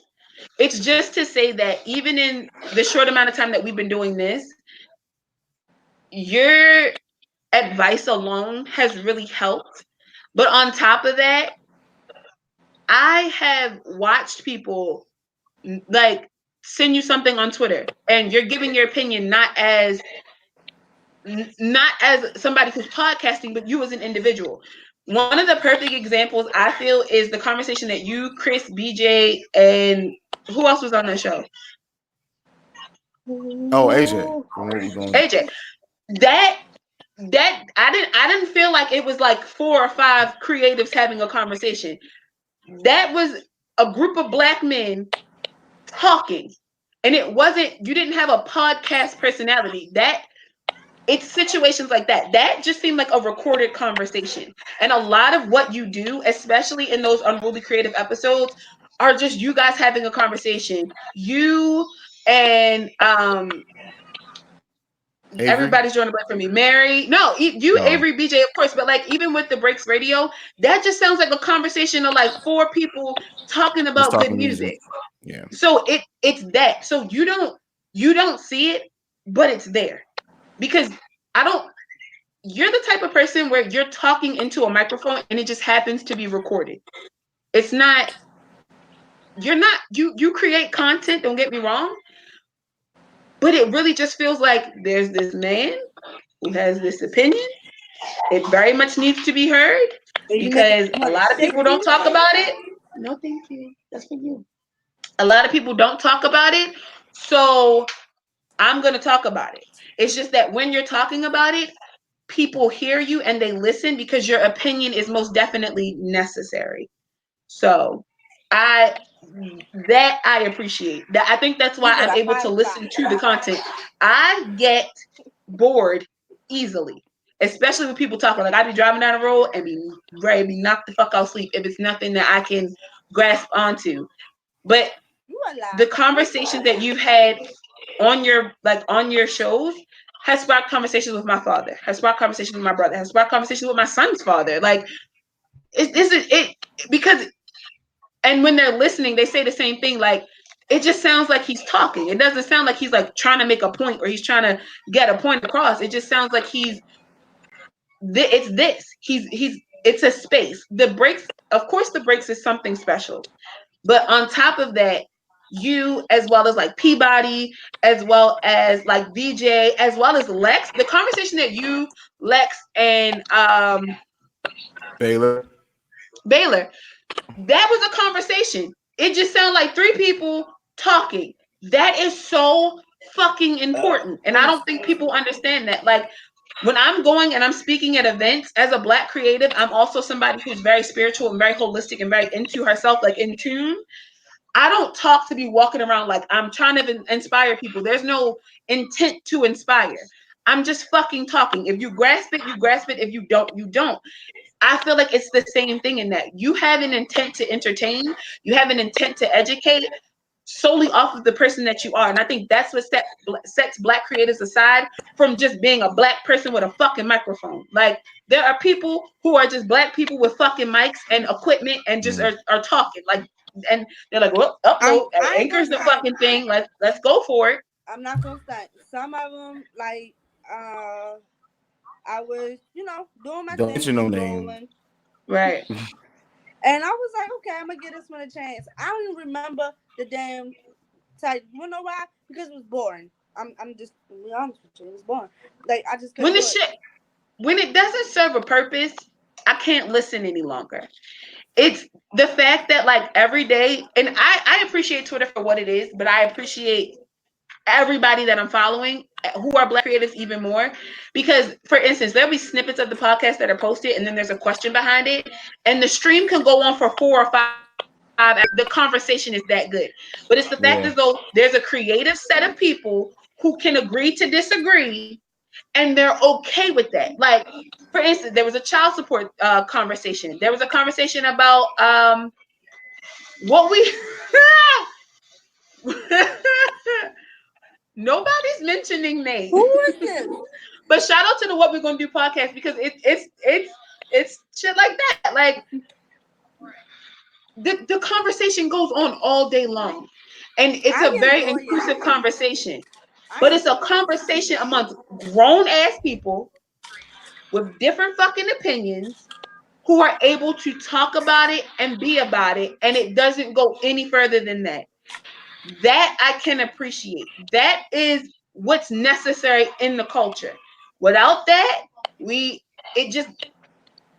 it's not like, so there's like what they consider like a Generation X. I feel like within Generation X, Black creators are its own generation of people. Like we are the future. No matter how fucking old we are, whether we're in our late 20s, early 30s, whatever the case may be, there's still a very, hopefully we live long enough. There's a future there. I ain't turning Without 30. us, it stops. Like, and that's my opinion. I feel like once these conversations stop, it stops because who's having them? Who knows? But we got Well, another I call. would like to think. I would like to think that what we're doing as creatives has caused that conversation to be living. So whether we all drop off the face of the earth, it's like that thing where the seeds have been planted now. At least for the ones that do it the right way. The ones that have, and that's why like I had a whole episode on legacy. Like what we're doing with the creative space is the things that are going, maybe not this generation, because a lot of us are set in our ways and we're still learning. Like a lot of us are still we're still learning the benefits of mental health. We're still learning the benefits of getting influence your feelings. But my children, especially my children's children, that seed has been planted, and we may not see it grow until my grandkids, but at least we're finally planting that in our young men. Like I say with my sons, like my father didn't teach me to be affectionate at all. I'm affectionate as shit with my sons because I want them to know that there's nothing wrong with being affectionate. That's so nice because Sorry, we were closing. there's some men out here that know. I mean, I can't say that because I'm not affectionate. It depends. It depends who it is. But so get but that for a second. But no, because that drives me to this. You have that conversation with your kids. So let's say Alana comes in and she's like, Dad, I want to start a podcast. And she wants to start like right now. And the content that she wants to create is like the kid version of what you do. You're supporting that 110%. Why? I'm supporting her I support my kids doing whatever they want to that they're passionate about. And the reason why I want to support that is because they need that outlet. My kids need to have that outlet. And now that we have that's the benefit of technology. Like I said before, like my daughter is reading the 48 Laws of Power at 8 years old. At 8 fucking years old. That she had the desire. You're raising like little Nelson Mandelas in your house. Oh, Alana is going. I'm telling you right now, if Alana is going to move people, like she's the one that stopped, and we had a whole conversation on the importance of on why Black women shouldn't feel like they shouldn't be afraid of their curls. At 6 years old, me and her had this conversation because her is really kinky. She was like, I was like, well, what do you want to do with it, baby? She was like, I'm gonna rock it. Why are you gonna rock it? Because Black women shouldn't be afraid of their curls. I'm like, why do you feel that way? She's like, well, you know, someone at my school called me natty headed once, and I told them, said, no, I'm more in touch with my African heritage. I just walked away. It was over with. Like what? So I think that the way that I'm raising my kids is that I'm raising my kids to look at culture from all aspects. Because as you know, I'm half white, so they learn to embrace their Black heritage. They also are learning the white side of our family, and there's nothing wrong with that because that still is part of who you are. But as a Black woman, she knows that, hey, I'm Black, but I still want to know where this other side comes from so I can speak on it. So my kids are little radicals, yeah. Being kind of intrusive for a second, like getting into your personal business, how does the white side of your family handle you being, I guess I don't want to say like pro-Black, but like you speak a lot on like injustice and those things. Mm-hmm. So I'm pretty sure it never comes up at the Thanksgiving table because they probably just look at you like, you know, CJ is CJ. But has that ever been a thing, like with you being because you identify as a Black creative? Has that ever like posed a I guess conflict? I don't think it's caused conflict. I think it's caused desire to understand more. My grandfather on the white side of my family was a biker. He was a biker gang. I'm pretty sure he dropped a nigga bomb from time to time, but he loves me. And so I think in seeing this Black man grow up to be somebody that he's proud of, even him when he's old, stuck in his ways in certain senses, he learned like, damn, like this is an aspect. I'm their end as far as getting to understand the other side, whereas they didn't have that before. So there's never really been a conflict. I feel like it's always come from a place of understanding, and I'm the pride of both sides of my family because some of my other cousins ain't doing shit, neither white or Black, but it's caused conversation. And I'm lucky to say that even the white side of my family, while some of them are privileged, some of them don't they'll never fully understand what it's like to be a Black man in America. But I feel like they have a genuine desire to understand. And so that's caused a lot of conversations. Okay. So since being okay, Okay. I don't like calling you a B word. I really don't. But you're pissing me but off. Because I had 2 questions and you want to keep talking. did you write them down? I did. Today I did. Go Because ahead, I knew I was Kay. going to forget. Y'all so silly. Okay. So, what's your dream concert? Like, the one concert you will always want to go to? Like, Kendrick Lamar every single time. oh, that would have been an awesome concert. Before Kendrick Lamar, honestly, and people laugh at me when I say it's the best live performer I have ever seen in my life. And I've seen Michael Jackson live. I never got the benefit to see Prince live. I've seen Wu-Tang Clan live. I've seen Slaughterhouse live. I've seen Kendrick, 50 Cent, Jay-Z. I've seen a lot of people live. But before Kendrick, Busta Rhymes, my favorite live performer of all fucking time. Because when he gives a show, it is a show. So Busta Rhymes was my favorite before Kendrick. Hey. Come on, Christian. Let's go. Your dream I concert. saw so I saw, and I'm actually going back to the concert in August. I was able to see Jill Scott in Philadelphia. She wasn't even doing a full show. She just happened to be there at a festival and she sang. And I don't know if it was just her voice, but it was just the overall like place that she put me in. I was sitting on a blanket on the grass. The sun was out, and there is this gorgeous black woman singing her fucking heart out on this stage. What? Beautiful. Concert that I love the most.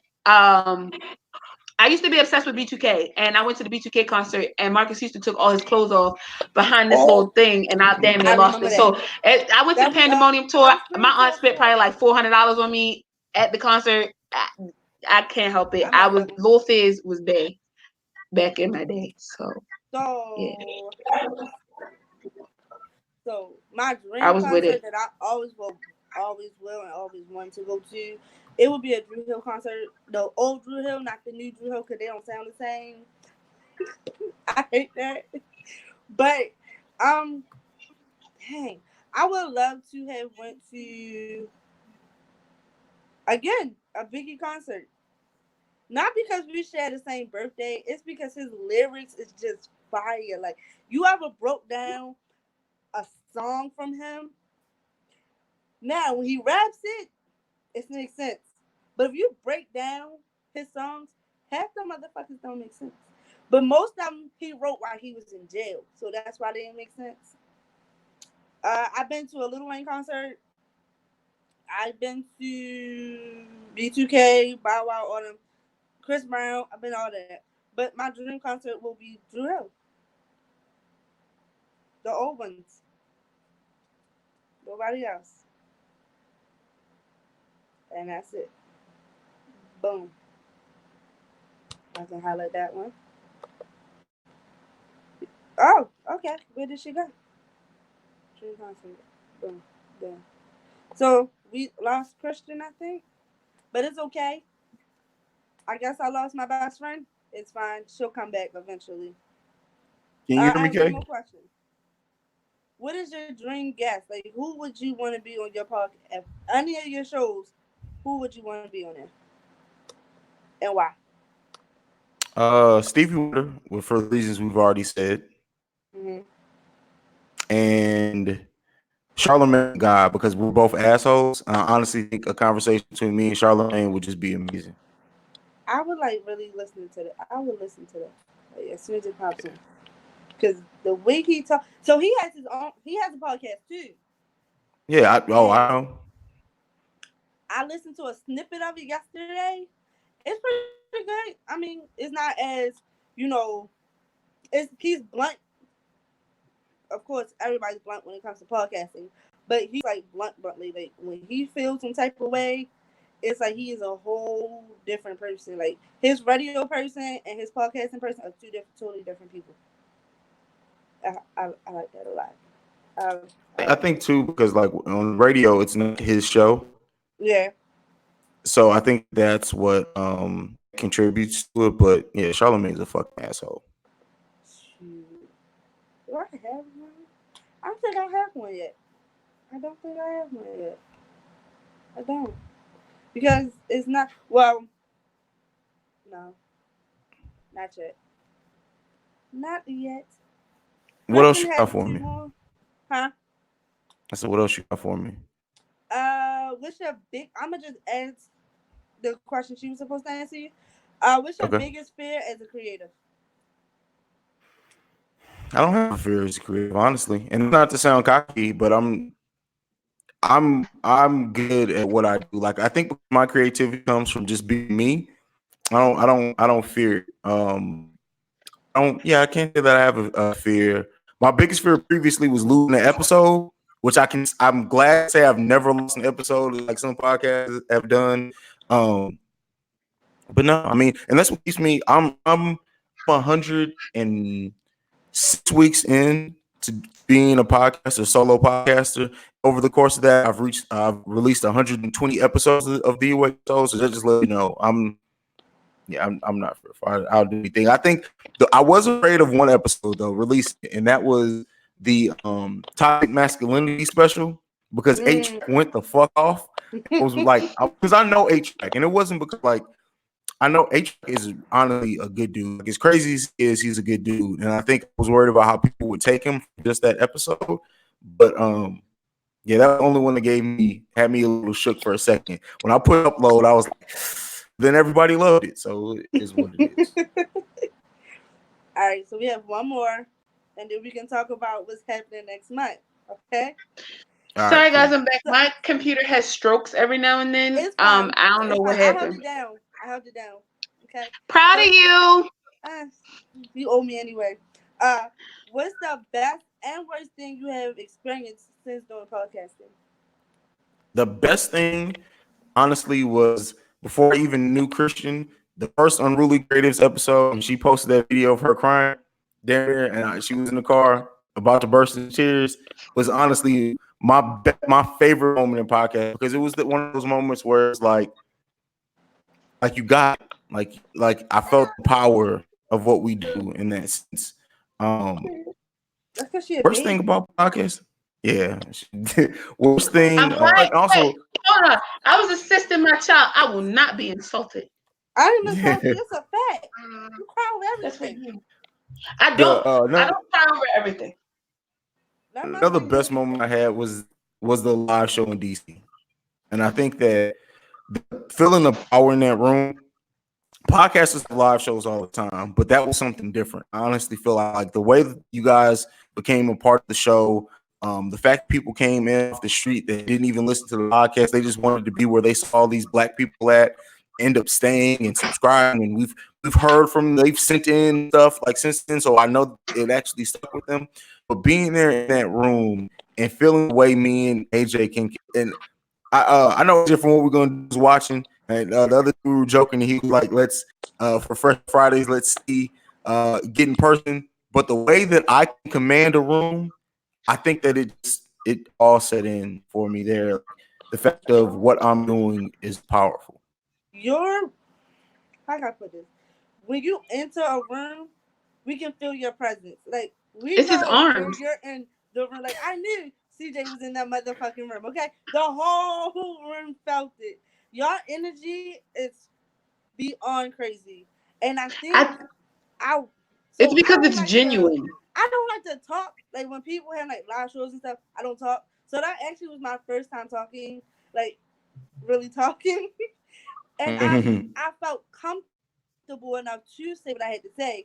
Because sometimes I don't think before I speak. Sometimes, all the time, and I tend to offend people sometimes. But at that time, I didn't feel like I was going to offend anybody. I just felt though that I had to say what I had to say and call it a day. That's it. And That's fair. I thank you guys for that. I really do. Did you say what your worst was? He did. No, he said he don't have a worse. I mean, I love what I'm doing. I think that like some of the even the stuff like when we get trolls for the podcasters who try to like hop in the thread to kind of gain attention for themselves. I still even enjoy that first because it's like cockily, like, so you had to come to my thread to get a little buzz for your shit.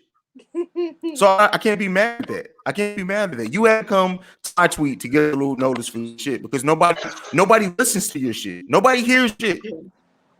So you see the Breaks Media is the most popping thing right now. The Breaks Media owns the timeline, and that's not even to say it cockily, but to be cocky seriously. When you see the team post, shit move. When you see BJ post, shit moves. When you see Avery post, shit moves. When you see Love Us and Badass Soul post, as crazy as the shit we be on, shit moves. And so it's socially unacceptable. Like nobody has an end with artists like they do. And I do a music podcast. So like I get filled with so much so much pride seeing this incubator that we've created. And people look at the Breaks and see, hey, it's really not. I put people together and I try what I do with the Breaks Media is I like to say it is I create a platform. Those motherfuckers are jumping off of it because what they do is they're passionate about. And so many people are like, well, why didn't you ask me to be on the Breaks Media? Because you're not passionate about what you do. And so everyone who's on it is so passionate. Honestly, I love having conversations, hearing the creative process. Like I was such a fan of the team and admired them. I was scared to ask them to join the Breaks Media. But when I did, like, of course, amazing. What they do can't nobody fucking do. Nobody does. What Dan and Paul do on A Few Loose Screws, there aren't black men who talk about mental health that's comfortable with what they do. Period. Me that's including, wrong. even on my most recent episode talking about my depression. If you knew how fucking much I was shaking talking about that shit, you can hear it. They do, yeah. All right, so don't tell me I didn't listen to it yet. Jesus, Okay. I've been busy. Get on it. I've been busy. Shit. But all right, so what's crazy is I always told Christian, even when I was in that dark time of my life, I kept telling Christian, I want to start a podcast. She was like, Kim, this is what you have to do. This is what's going to happen. But in my mind, my brain was telling me, no, don't do it. Then I had that person was like, nah, don't do it because I'm doing what I'm doing. So you can't be entertainment and I'm entertaining. It's not going to work with the both of us. Okay, cool. Now that I am into it, you mad. It's therapeutic, right? It is very therapeutic. I'm not as Christian used to call me, angry or aggressive, or I'm aggressive, but I'm not as angry as I used to be because now I can get my thought and my point across. People be like, okay, well, how can you go from Monday having a controversial topic to y'all coming back again? Y'all didn't even give us we gave y'all a whole day. We give you Tuesday to get yourself together. Then we gonna come to you with the fuck shit on fucking Wednesday. You so passionate, you just knocked down the camera. Shit. She said, fuck that camera. You getting it too. It's just because all right, so best friend talking shit is my idea. We were sitting on my couch and I was like, Christian, how about we do this best friend talking shit thing? You be the co-host, I be the host. We get this thing popping. We show people what we really do on a daily basis. And all we do is talk shit to each other. This is literally just a publicized FaceTime. Because this is what we do. So I think that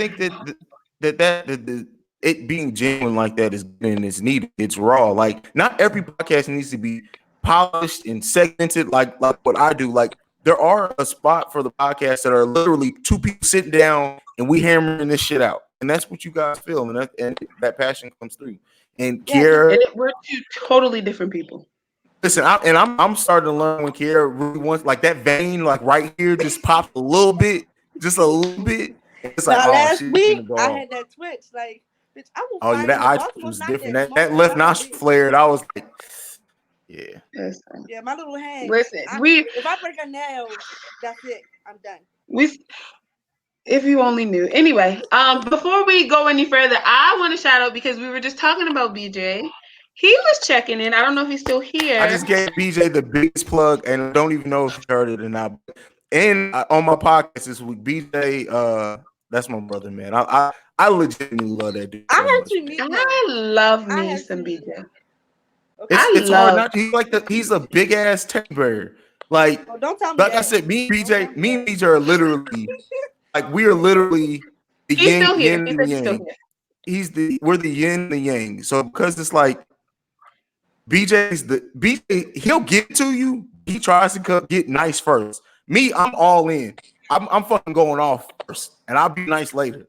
But it's BJ's a special cat, man. So It's I'm just sorry. I had to say And that. I BJ's a appreciate special cat. the way the conversation that they had recently. What? Just in between the first segment of Teach Me How to Love You Better, because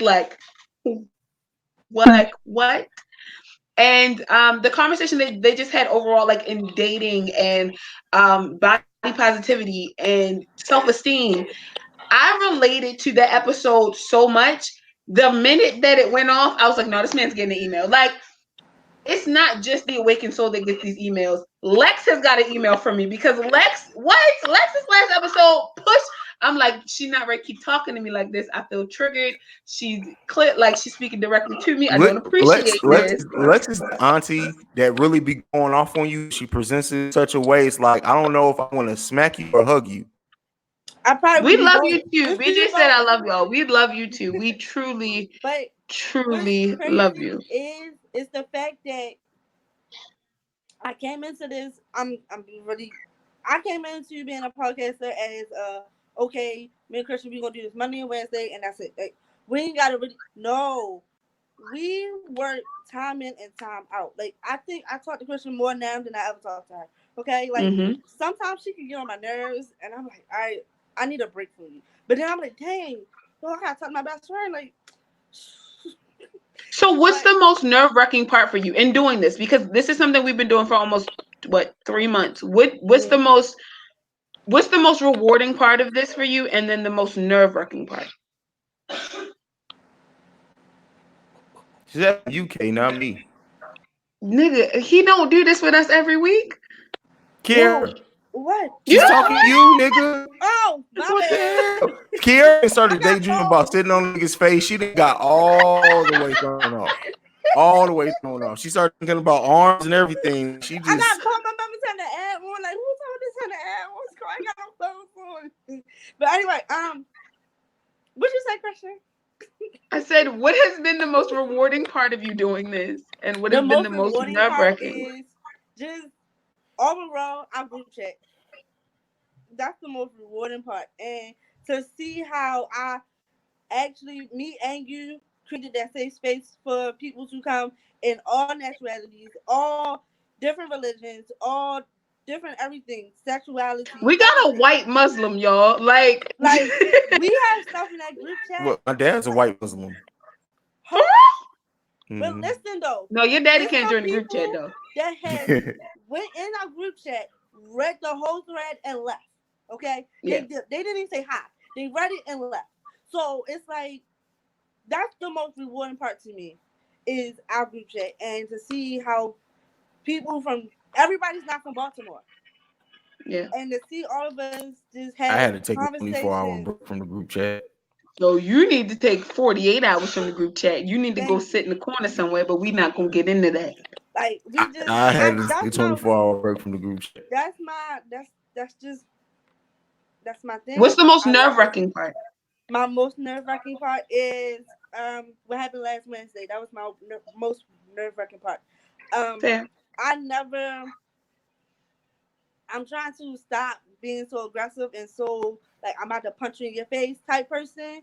So you actually calmed me down because I was shaking to the point where I'm like, yo, like that was a kick-ass show last week, and you want to do all this. I was just irritated. Like this is my baby. Like this is like my child. You don't play with Jay and Nolan, and you don't play with this one. Like it's just that's just what it is. I just feel as though that's it. What's yours, Dad? We had to make sure that Hayes had on pants because that'd be a I thing. knew you did because last time, he had no pants on. So he said we cannot confirm or deny that he was not wearing no pants in patty that though. interview. We might have to talk about that later though. But no, the most rewarding part of this, and again, I'm a super emotional person, is your overall growth because I've known you for 10 years and I know how closeted you can be. You're very opinionated. You're very you're very talented, and you don't give yourself enough credit when credit is due. And this is something that I've heard you brag on so much. And it's not in like a braggadocious way or like a cocky or overconfident thing. It's just that this is your baby. And this is something that you promote without hassle. This is something that you go 110% for. And the only thing that I've ever watched you go as hard for is your children. So to see you come into this with the amount of confidence that you have and you have not lost that momentum is the most rewarding part to me. And it doesn't have shit to do with me. It is the most rewarding God, part of bitch, you doing about it to is make me doing cry. Like, oh my god. it. No, it's just overall it's doing this with you. And the fact is though this is a joy, and um this is just it put us in a different place.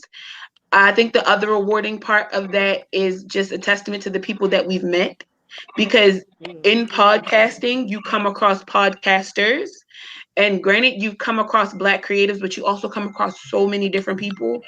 And I think about it sometimes it's like cliques in high school a lot of the time, and how you have that one group of people that they don't register to a certain group, but when they all get together it all makes sense. That to me is this community. And to meet these people, to talk to these people on a daily basis, to hear their opinions. I love to talk. So to be able to talk to people and they talk back and they're not like, something wrong with this bitch, like why she keep talking all the time, that's very refreshing. And just the overall, just to meet fucking black lit ass people, I was about like to say, did he put some glasses on?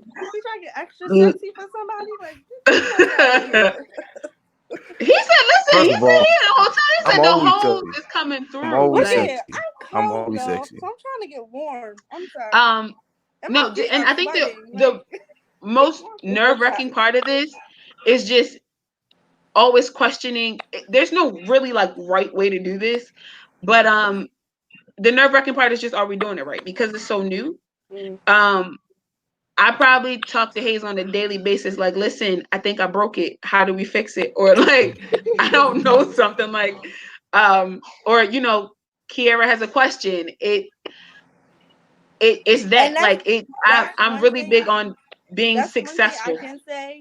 If we ever have a question about anything, I can always hit anybody up because I'll Yeah. be like, shit. Or I'll listen to an episode and I'm like, dang, Christian, we probably and then. But when we had our meeting after we had our, so my book is right here in my laptop. So everything that we talked about in that meeting is in my book, in my laptop, and in my phone. So I go. It's not that, and a lot of people like, well, what if somebody criticize you? Me criticizing is not criticizing. That's just giving me the to. I'm about to show you what I can really do. Like I can show you better than I can tell you how I'm But about to rock this that goddamn fire, podcast. like, and again, it's that fire. I have not seen that fire from you in 10 fucking years, Kiera. So you have taken this and you've bodied that shit. So I'm not. I. It's just a testament to you. Like, you that nigga when they come I've to been best that friends nigga. talking shit. I just Like, don't you I can know. that tell you. I nigga. can tell you what You're my my nigga. what my most stressful moment of best friends talking shit was. I'm sitting here watching when Kiera was getting her hair done while y'all were recording. I'm sitting there like, no, no, no. All right, so But you listen, know I what? told It Christian is I'm what gonna it be is. done. I said, Christian, I'm gonna be done. But it took a minute. That was my birthday weekend. So I had to. I feel you. I feel you. I was just like, no. That's just the creative in me, though. That's the director. But um, I got a question for you guys. So, Chris gone. So I'm gonna ask you this: Okay. What with creating a platform, best friends talking shit, and it happens with every creative. You start it because it's a good idea. You slowly and slowly start getting more serious about it. What was that moment that clicked for you, where it went from this is something fun to do to, oh, we have something here? What was that moment Um, that clicked for you? after our second episode on Instagram, and everybody was like, "Yo, we need more. We need more. Like, yo, y'all funny as shit. We need more." So it went from, mind you, when we first started, we was doing 3 shows a week. We was on Monday, Wednesday, and Sunday. So I'm giving content. Just me. Christian was just doing the flyers and everything. I'm coming up with the concept. I'm coming up with the music. I'm coming up with everything. So me, it was like that second episode. I would say, yo, I got something. We got this.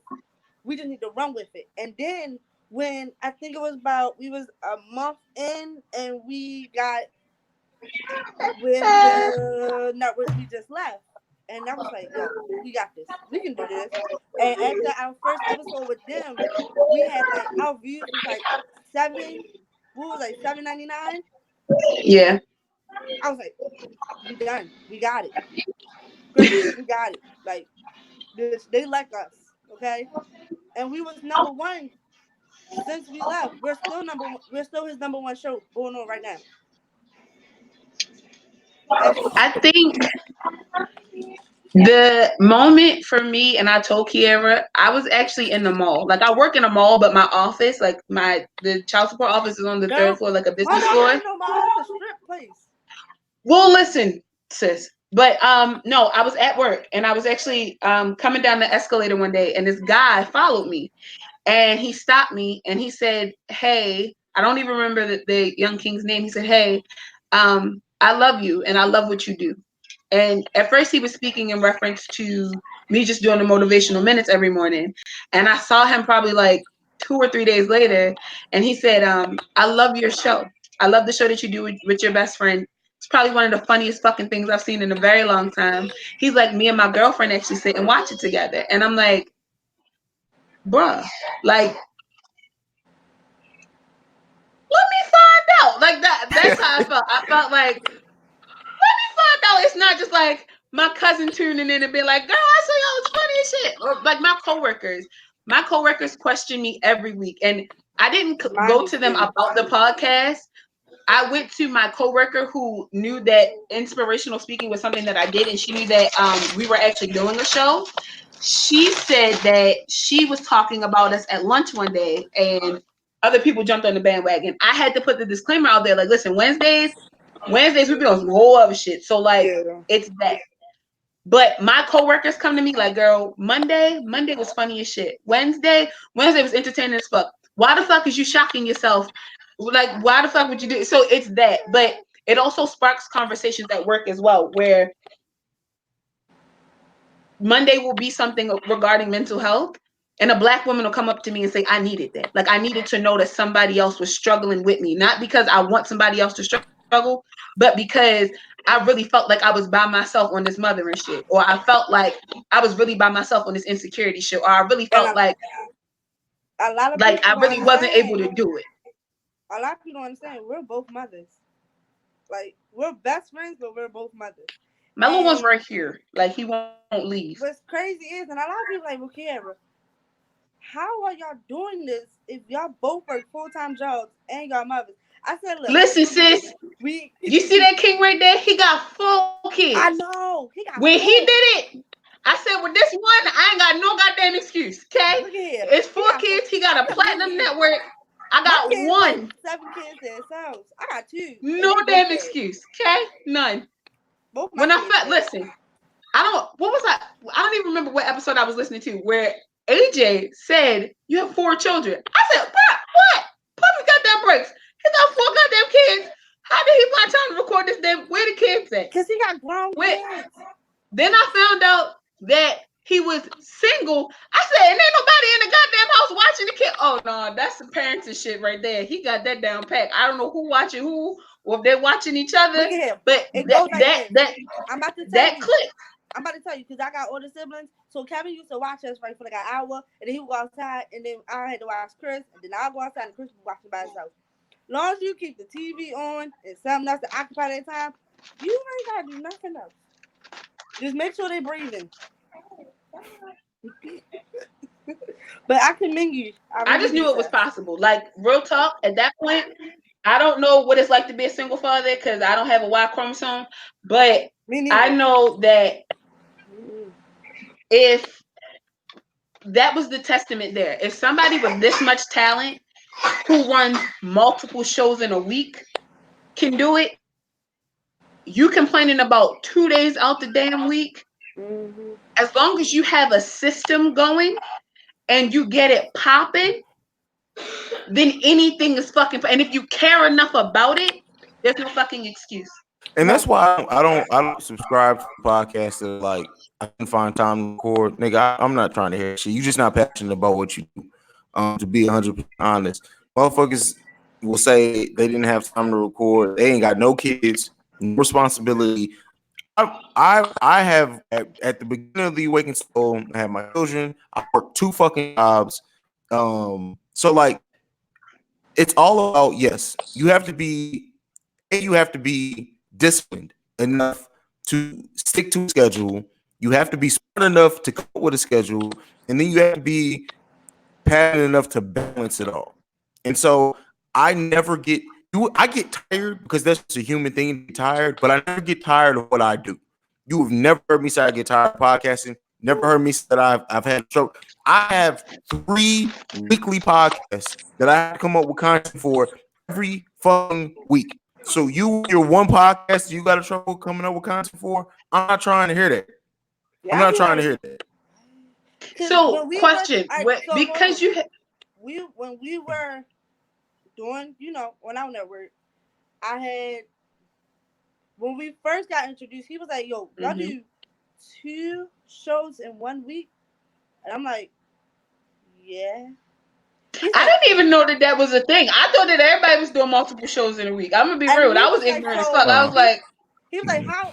He was like, run that by me. I said, okay. So Monday, we're like the conservative mothers that you want to talk to. Wednesday, we're the hosts, okay? We're the Wednesday, I'm trifling. Okay? I'm trifling. All right. I will tell you what, boom. And then you can send me that off Friday, Thursday, Friday, Saturday, Sunday. Until I come back on Monday. I'll fuck your whole life. I'll fuck your whole week up if you want me to. I'm sorry. Because she means that. And that's the scary part. What's crazy is a guy on my job, like, he listens to us, and he'll be like, yo, you just fucked my whole week up. Like, how did you do that in 3 days? Nigga, I could do that in a week. Not even a week, in an hour. I can mess your whole life up in an hour. Just give me an hour. So, 2 things. One, I became a Patreon subscriber to Love Lesson Badass Soul today. Oh, Jesus. You did that? I'm fighting everybody because y'all trifling. Whoa, Second, wait. Don't say nothing because I got to do it. Second, question. What is the funniest thing that has happened while you were recording and the kids were home? Oh, easily. Me and AJ were recording one, and I think we even left it in the show because it was just that funny. Alan he coming downstairs and he was like, I want a sandwich. I want this. I want chips. I need a pre-sun. I want a Chewy bar. He kept coming downstairs. And then like the last time he came up, I said, Alan, you see I'm recording. Go down somewhere. As soon as I'm done, I got you. He came over to me, put me on my face like this and said, Daddy, I love you. And gave me a kiss and then walked off. Oh, that's so cute. Just hilarious. Then another time, it's always Alan. He came downstairs. I was like, I'm recording. He said, okay, I'll wait. He posted up right next to me, folded his legs in the chair, and was just like, I'm not talking. I'm not moving. I'm waiting patiently. So, yeah. That reminds me of Nolan. Because when Nolan one time, he'll be like, okay, mommy. All right. Now, Jay, if they're here, you will hear Jason talk about Thomas all through the whole episode. He got to tell everybody about Thomas. What Thomas does, everything. Do you have a funny moment, Kara, like in recording, or not necessarily in recording, but like maybe like something after the show? One time when I had the boys, and all right, so when we're on FaceTime, you know how they take my phone and they have a whole conversation with you. So Nolan thought he was having a whole conversation with you. I said, Christian's on she's on Instagram. Well, why she's on Instagram? I said, I don't know, Nolan. He said, well, Christian, and you couldn't hear him. So he got mad and slammed the phone. Jay said, why did you slam Christian on the ground? Like, Nolan is my father at this point. They love Christian. Like, Those are my firstborn children. Before I had my own, they my kids. I'm the daddy. No. Well, you can come get Funniest moment, to be honest, has to be my grandmother. I actually have two. So one is my father. So my father tuned in on the first interview that we all had together, and he made the comment that he made, and then he dipped off. My dad then calls me after the show, and he was like, I don't know what the fuck y'all be talking about, but I had to get the fuck out of there. I was like, what's the problem? He was like, I had to speak my piece. I know that you ain't know about the whole Ron that situation. I got the fuck up out of there. He said, because I don't know if it was like some threesome shit going on. I don't know if y'all was trying to set that man the fuck up. I was just scared, and I got the fuck I up out love of your there. And dad, I'm by like, the way. Your dad is my spirit animal. I'm dead. yo, Your dad is me when I get his age. listen, Your dad is Oh, my hilarious. please don't father, be him. you want to put my father on the episode because he's going to fuck your whole life up. This man is ridiculous. I actually am doing I an don't know if interview my with him listeners are August. ready for your dad. I don't know if they're Listen, ready. my I dad is gotta in ease into that one. 1990s. Listen, the second right. thing is my grandmother. So my Which one, grandmother, I'm Nancy? talking to my grandmother. Yes, Nancy. Gloria will never get a hold of this, not never a day in her life. The Talking Nancy to my Pants. grandmother, and my grandmother's like, she like, I heard that y'all was talking about sex on the internet, and I'm like, I guess. I was like, well, what was it in reference to? She's like, I don't know. I was on Facebook and I came across y'all were on like live or something, and it was you and Kiara talking, and I'm like, right. She's like, so Kiara, stop trying to I put your don't even. boobs in the camera. Sid. I'm not. She's like, I don't even know who you are anymore, and I'm like, what you mean? She's like, I don't even know who you are anymore. I just feel like you've become this person, and I'm like, okay. She's like, and I'm goddamn proud of her. Be free, and I'm like, That's Nancy oh, Pants for Nancy. you. That's Nancy. Excuse me. I'm being on Nancy. There we go. My nose ring started to hurt real bad. What else you got for me? All right. So we about to make this announcement. Like, So first of all, Atlanta, plug it real quick. hurry up. Love and Badass Soul, our second date on a 3-city tour is Atlanta, July 27th. The theme is a lingerie and pajama party. Niggas is getting lit. It's going to be an amazing experience. And I know people hear lingerie and pajama party and automatically think like the most extra, honestly not. It's going to be a great night of conversation. We're all going to be half naked, so that breaks the ice right there. It's going to be great. Right? I can't wait to see these people. I'm so like low key pervy. I'm so excited to see these people in like this many clothes. I ain't got that much clothes. I'm excited. You making that announcement, sis? First of all, Hold on. backtrack for a To second. make this announcement. Backtrack for we have no choice but to make. We can make the announcement now, right, Can we? sir? Huh? Do you? All right. So everyone that's going to this amazing show in Atlanta. After the after party ends, after the show, you will see our faces. And guess what? We're throwing the biggest after party. Okay? I'm putting 3 actors because it's about to be a party on top of a party. All right. I'm throwing the party. Me and Christian throwing this party. You might be drunk. You might get a little bit of everything. But we playing every game you can think about. Okay? So you better be ready. And you getting drunk with me, Mr. Johnson. High five. I'm not drinking. High five. I didn't subscribe to that. You pause, Christian. You don't drink. You don't come in. Got that? I don't give a. I'll wait outside. I wait outside. Listen, all I'm saying is I found a wing spot that's open till 2 a.m. I gotta taste the wings first before that be like the actual wing spot. That should be Thursday. Yeah. But we're gonna feed y'all. We're gonna have some good music, some good vibes, some good times. Everybody can kind of sit around, play some games. We're definitely gonna have some like, talks about the live show, maybe like continue some conversations from the actual show. I may or may not change my clothes. You may not. I don't know yet. Right. I think, yeah. So it's gonna be a good time. So where can the people find you?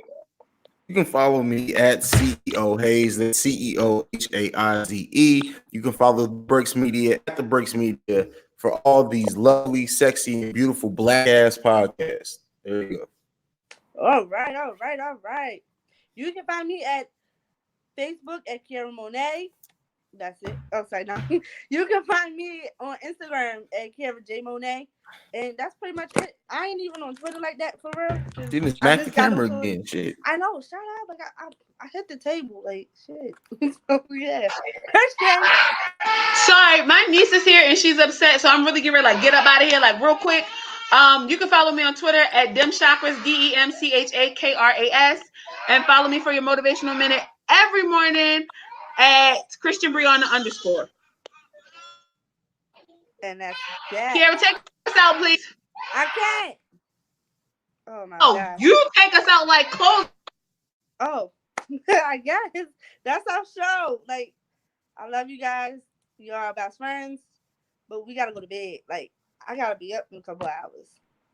And Mr. Hayes was like, he about to go to sleep anyway. So I'm finna go find some food. That's what I'm finna go do. I ain't even eat yet. That's the crazy part. How about you? Oh no, I'm mad at you too. So, but I'll talk to you later about that one. Me? Yeah, you. You can't. That doesn't sound right. You're my best friend. You can't be mad at me. What? You have no. We'll talk later. All right. All right, you guys.